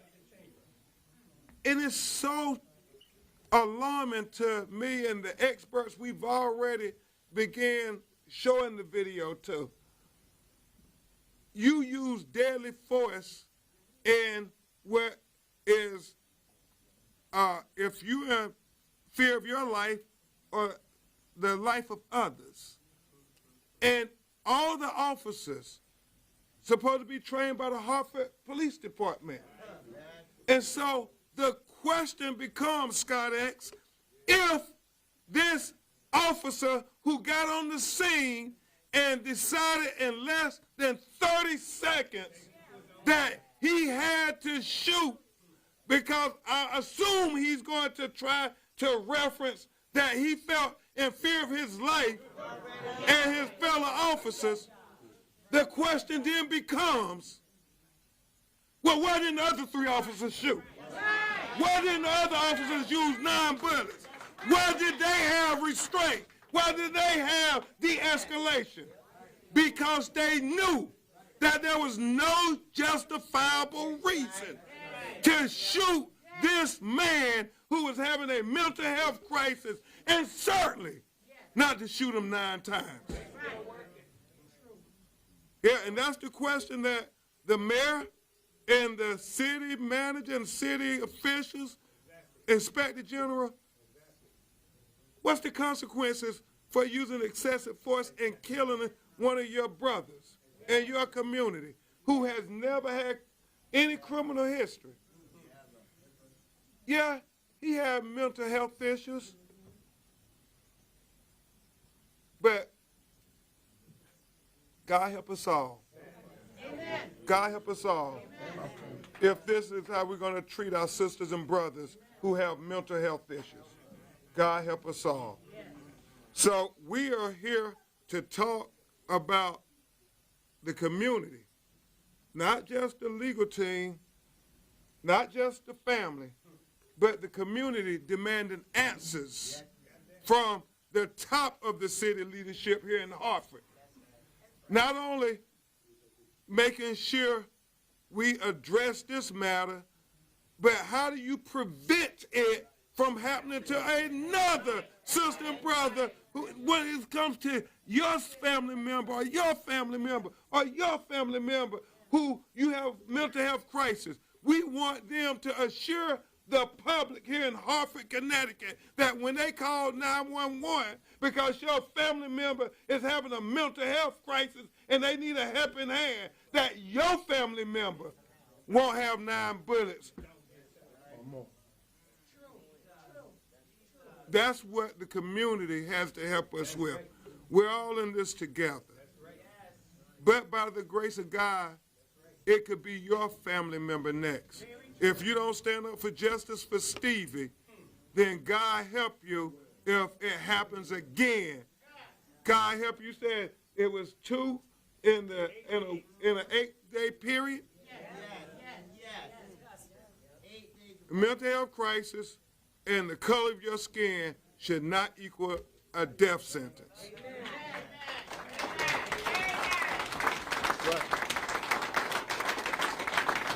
At this time, we're going to have you hear from his sister. His children, their whole family are just devastated. Just devastated. I mean, they never thought their brother, who was loved, who walked around the community, people knew him. They all knew Stevie. Stevie didn't bother nobody. They knew he had mental health issues, and they respected him as a child of God. That police officer didn't respect him as a child of God, but his sister always did. And so she's obviously very... And we will revisit this feed and keep an eye on it in the background while we send you to another one that we are seeing just now coming into our Live Impact News studio. This is coming to us from Texas, where Congresswoman Monica de la Cruz is speaking following a visit to the El Valle detention facility, where various folks, including Antonio Gomez Cuellar, being held. Let's listen in. Okay, we'll go back to Hartford. Sorry, we caught the tail end of that. If we get anyone else we see coming to the podium, we'll pop back over to Texas. Back to Hartford we go. This is a tragic situation for all of us. My name is Audrey Jones. Steve Jones was my brother. Steve Jones was my brother. I'm going to miss him very much. She's trying. She's trying. This is emotion. Just be really quiet. I screamed at the police, "Don't shoot him." He didn't take his meds, and they shot him anyway. And Stevie was so compassionate and helpful to his family and the community. If I knew that they were going to shoot him and kill him, I would not have called 911. My Lord. For an ambulance. So I'm just asking you to pray for me and my family. Yes. And thank you so much for everything. Justice for Stevie. Justice for Stevie. Justice for Stevie. Justice for Stevie. Justice for Stevie. Justice for Stevie. Good job. It's obviously hard, and I know she was trembling, and she doesn't talk very loud, but you all understood what she was saying. You all understand what she was saying. Audrey, we're here with you. We're here with you and his children. At this time, if you have questions, Scott X, President Betts, Michael Jefferson, Rojas, and Attorney Lee, we will try to address them. We'll take questions from the media first, and then we'll talk to the community and the community forum. Yes, sir.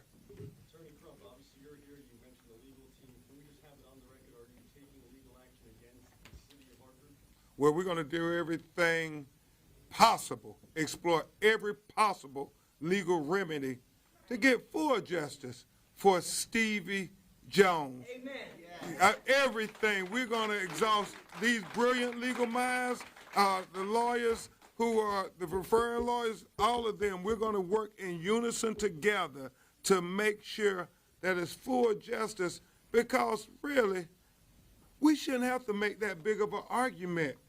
We don't need to say no more. Just everybody watch the video. I mean, just watch the video, and it speaks volumes. And so, yeah, our legal team, we absolutely plan on exploring legal avenues to get justice, not only in the civil arena, but we're advocating that the district attorney, the prosecutor, look at bringing criminal charges. I mean, this was so unjustified. This was not self-defense. I mean, he pulled up less than 30 seconds. We gonna get the exact time, Attorney Rojas, y'all, that we gonna count the seconds. 30 seconds. I mean, it was like, and he decided 9 bullets. So, yes, next question. Yes, sir. Attorney Crump, how did you first become aware of this case, and what made you decide to take it on? Family members, Scott X, everybody started talking about this video. He has his children in the Carolinas, his sister here. And what made me take the video is, man, when I talked to the attorneys who can't be here with us today, they just said, watch the video. Scott X said, look at that video. Look at that video. It shocks the conscience. And that's why I took the case, because it shocked my conscience.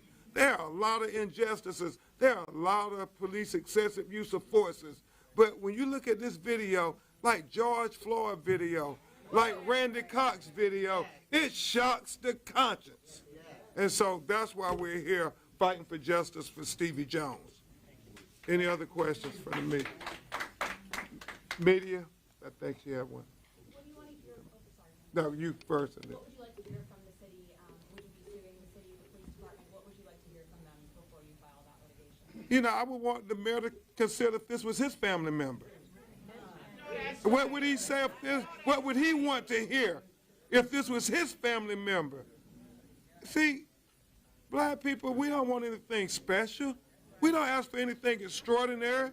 Whatever you would want for your family is what we want for our family. We love our family just like you love your family. Black tears are just as painful as white tears. That's right. Yeah. Any other questions? Yes, yes, ma'am. Yes, ma'am. Yes, ma'am. Thank you, Queen. And I write for the Hartford News. My question is, just the other day, the chief medical examiner and the inspector general ruled that it was a homicide. What do you do now? Do you go and consult with those two entities and then bring your case forward? Because it can only help. We consult with them, but then Attorney Jefferson and us other lawyers, we go meet with the district attorney. Amen. I mean, once it's declared a homicide, then you say, who is responsible for that homicide? And does it come with criminal culpability? When you say Attorney Jefferson? Yeah. Well, what will happen is the Inspector General will undertake an investigation via the Major Crime Unit of the State Police. That investigation could range from anywhere from 3 months to 9 months. That's typically how long it takes. And then a decision is made from there as to whether to prosecute the officer or not. But it shouldn't take that long. I'm sorry, y'all. They arrest people in our community with far less evidence. Far less evidence. Sure do. And so we expect to hear from the Inspector General. I mean, it should not take that long when you got 3 body camera videos capturing it. I mean, you see the perspective from all kinds of angles and how unnecessary, how unjustifiable it was to shoot Stevie Jones. Yes, ma'am. In watching the video, what is your message to the Hartford Police Department, and what do you think could have been done instead?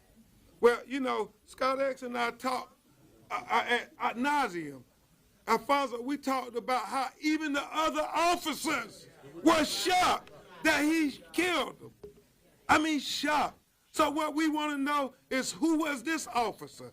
What is his history? How long has he been with the force? Has he ever been reprimanded before for use of force? Has he had complaints for use of force? We only want to know the questions that you all will be asking.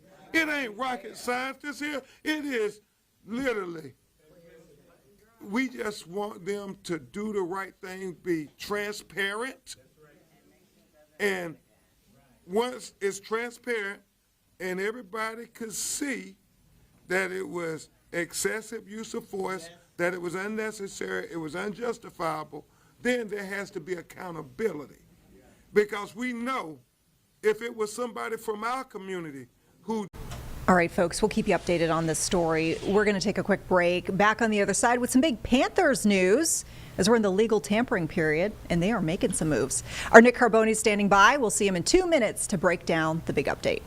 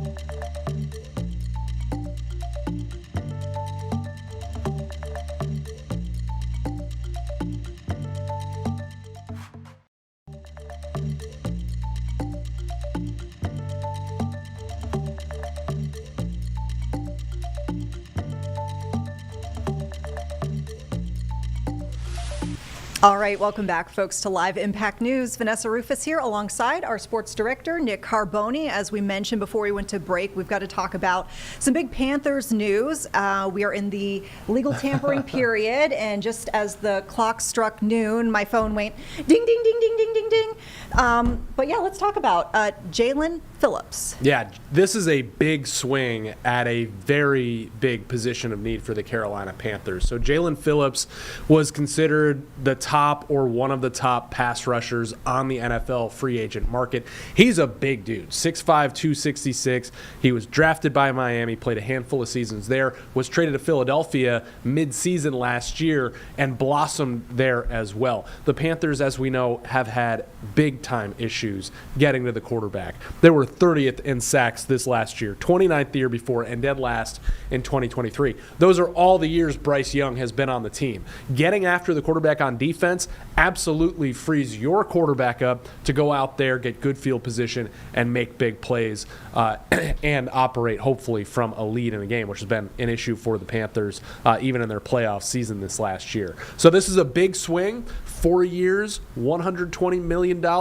Obviously, the math on that, is $30 million a year for this guy, and he has an injury history that we can talk about. Well, and I don't know where you want to go with this first, the injury history or the Let's go with the positives. The money? Yeah. So, because we're getting close to that. Yes. So I think Carolina, cap, listen, they obviously know what their budget is going to be. And listen, when you talk about spending this kind of money on a defensive player, Carolina tried to do that last year with Milton Williams, the defensive tackle. Were outbid by the New England Patriots for about $5 million less than this deal was. They need to go out and pay top flight players at premier positions at this point to take the next step for the franchise. They're happy they got to the playoffs. They know that they need to still improve, especially in this area. So, listen, you're looking at A'Shawn Robinson, a very solid defensive tackle, most likely getting cut or traded to free up $10.5 million. You could restructure contracts to veterans who just signed big deals like J.C. Horn, Derek Brown. They've done that. The Panthers have in the past. So there are smart ways to do it to make this fit. I'm sure that's all part of the plan, and we'll see those dominoes fall next. But Dan Morgan felt like we've got to solve pass rush. It hasn't been good enough or nearly good enough for at least a handful of years. That is the next step for our program to take the next step. So, I mean, obviously, Phillips, a big acquisition. We have a couple more days within this window. Do you foresee anything else happening? Well, the Panthers are without a center now. Cade Mays, who started 12 games for them last year, has been, part of the team for several years, a draft pick who was then cut, released, bounced around, came back, was able to really fill in nicely on the interior offensive line, so nicely that he was rewarded with a big contract by the Detroit Lions in this free agency period. So he is gone. Is that center going to come from within? Are they going to draft one? Are they going to sign one? So that is a need. They're always going to look to improve at skill position, pass catcher. I don't think Rico Dowdle will be back. Do they grab another running back, draft another running back? Jonathan Brooks will be back. They had ETN last year as a rookie and obviously have Chuba Hubbard to carry the load. I think that, linebacker is the big one. Whether they draft the inside linebacker or still go out and pursue one of the guys that's at the top of the list, it wouldn't be as a top flight linebacker would not be as expensive as this contract, you think, for a pass rusher. But yeah, now there's a few less dollars to work with there. So I think that's kind of next for them. Center, there's a void now, and still looking for that middle linebacker of the future. Any downsides you see with Phillips? I mean, it is a gamble because of his injury history. Yeah. So he has missed 22 games in his career. So he's played 63 of a possible 85. He had an Achilles injury in 2023, partially tore his ACL in 2024. You look at his sack numbers, they started at 8.5 his rookie year in 21 with Miami, and they've gone progressively down. There's been a lot of missed time. That said, you hope those big kind of like out of your control injuries are behind him and he can stay healthy, because when he's healthy, he's an explosive playmaker. And if he's not making the sack, he could create sack opportunities for others. He gets his hand on passes. He had a lot of passes defense, especially after he got to Philadelphia. He played in Vic Fangio's defense several times. That is the same defense Ejiro Evero runs. So I think there's already probably a plan of how to deploy Jalen Phillips immediately on this defense. So I think the only real risk is you're paying a lot of money for a guy who hasn't always been healthy, but when he has been healthy, he's proven to be a very dynamic playmaking edge rusher. Yeah.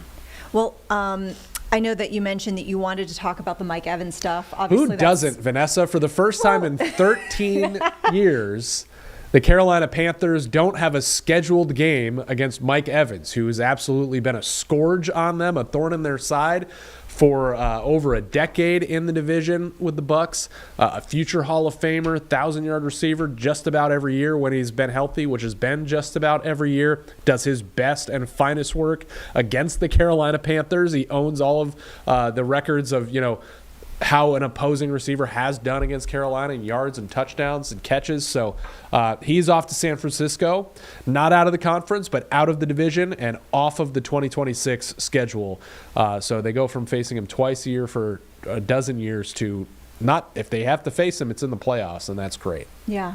It's so weird to me because, I've not made this a secret. I came to Charlotte from Tampa and had lived in Tampa for probably about 6 years or so. I'm starting in 2014. Yeah, he's a massive part of that community. His agent released a statement on his behalf talking about how, glowingly about his time there. It's the type of thing you do when there's a breakup like that in the NFL. Certainly no animosity on either side.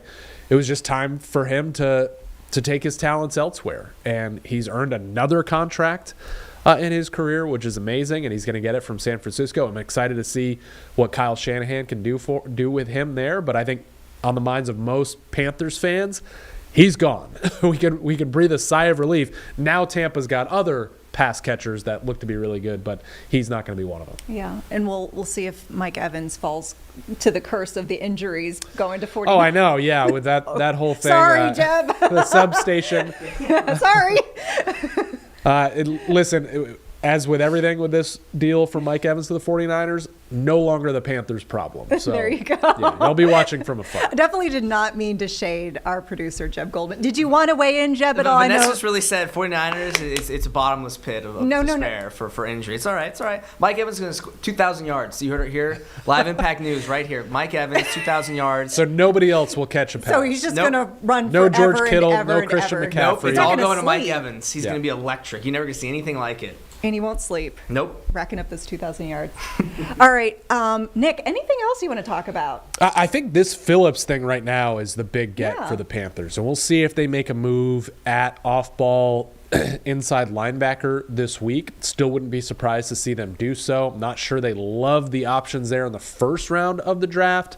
Offensive tackle is another position I did not mention, with Ikem Ekwonu out for at least the first portion of the year with his ruptured patellar tendon that he suffered in the playoff game. I think that may be, a lower cost veteran or a guy on the team like Yosh Nijman, potentially a draft pick as well, even in the first round. But this has been an anemic stat for the Panthers the last 3 years. Mm-hmm. Sacks on the quarterback. They need to improve it. Jalen Phillips should help them do so. He's going to get paid as if he could have double-digit sack seasons, which he's never done. But he's also going to free other players up. You saw what he did in tandem with the great defensive tackles for the Eagles, Jalen Carter and Jordan Davis. Derek Brown should reap some of the benefits. Younger pass rushers like Nick Scorton and Princely Uman-Mielen, and then Pat Jones, when he comes back, should reap the benefits of Jalen Phillips being on the football field. Well, I'm excited. I think it's an exciting move, and it's a big swing for a franchise that is ready to make a big jump. Well, I think we got a little taste, right? Yeah. Of almost there. Yep. Got to the playoffs, Yeah. but getting to that quarterback, especially on that last drive by Matt Stafford, you got to have somebody that can chase him down. Yeah, thanks for reminding me of that. It was such a great game. Yeah, it was. It great. was, and it showed, I think, the franchise and the front office, we got to start adding some of these pieces now. Yeah. Like, we're ready to make a big run. So that's the hope with Jalen Phillips. If you build it, we will come. They have been. Yep. All right, Nick, thanks so much. You got it. Always great to see you. Yep. And we'll take a quick break, folks. We'll be back in 2 minutes with more Live Impact News.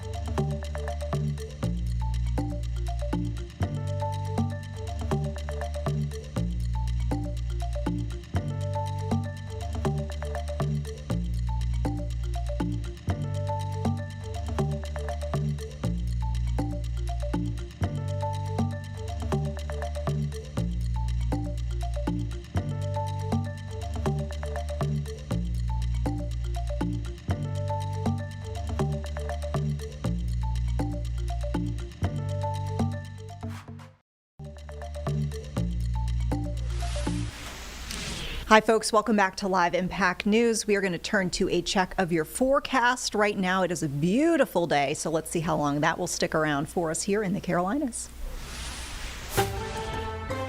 We had a lot of cloud coverage we had to get through this morning, but boy, it was worth it. Look at it outside now. Plenty of sunshine from the mountains to the city, and it doesn't just look nice, but we're also holding on to very nice temperatures. Now, for some of us, as we're heading into the next few hours, you may still have some lingering cloud coverage, but it's all going to slowly but surely shift out of here, and we are going to have a beautiful sunny afternoon.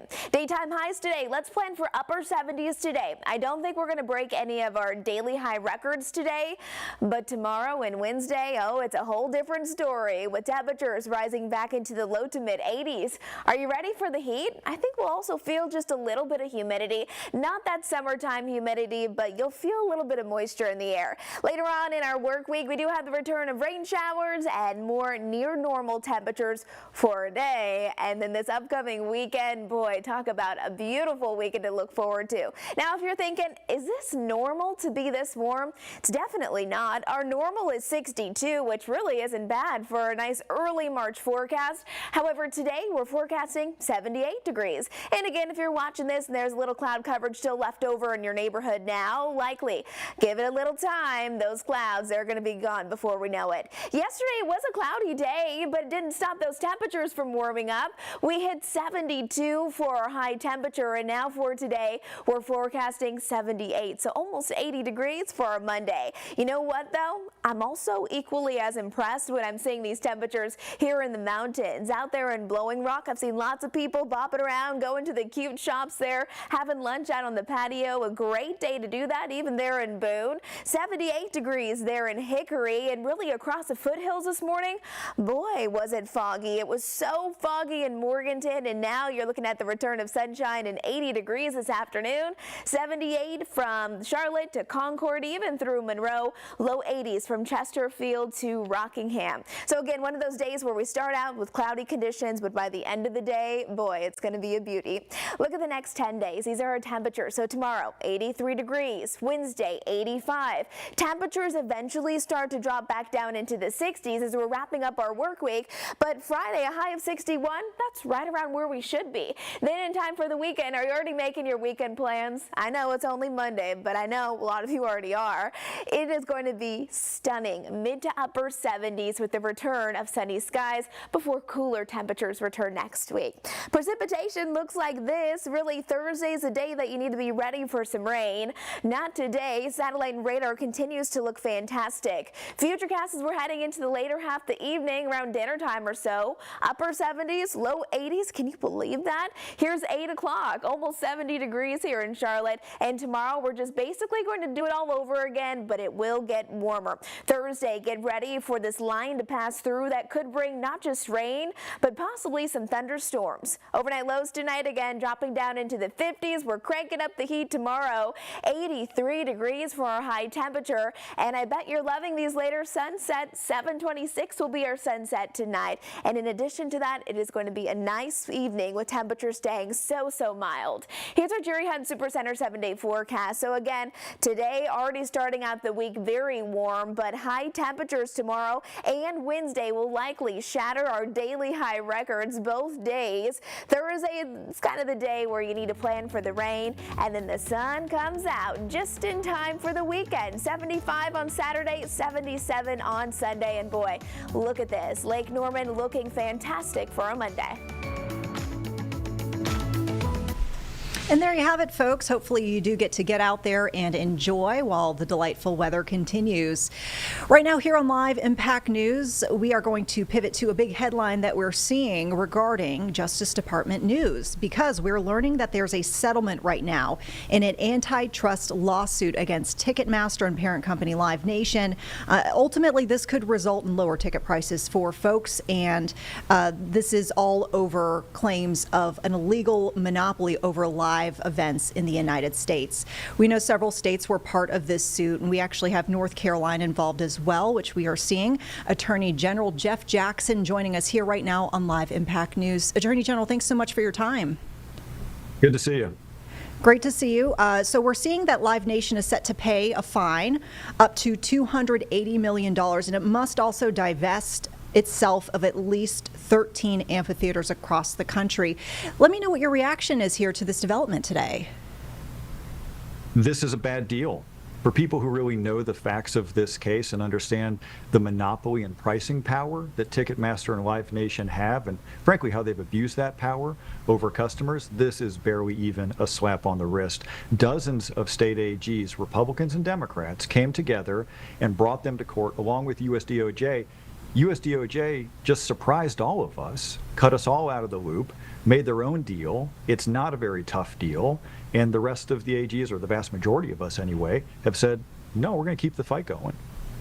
So is there any way to keep the fight going? And if so, what would the nature of that fight be for folks who are not satisfied with the settlement? Here's what I expect. I think you're going to have a few dozen state AGs, Republicans and Democrats, come together and, in very short order, bring Live Nation and Ticketmaster back to court under the exact same charges and basically say, hey, we appreciate that USDOJ got a deal, but that deal does not go to the root issue, which is the fact that Live Nation and Ticketmaster are combined has allowed them to abuse customers by charging so much for these ticket prices. That is fundamentally an unlawful monopoly, and this deal really doesn't address that. Now, no doubt in your decision to go ahead and put North Carolina in this original suit, you've probably heard from folks in North Carolina about their concerns. What are some stories you are hearing from people with their, issues with this, what we're seeing claims of this illegal monopoly? Well, we've heard from moms who want to take their daughters to concerts, the Taylor Swift one being the big example, and saying, look, I'm just priced out of the market.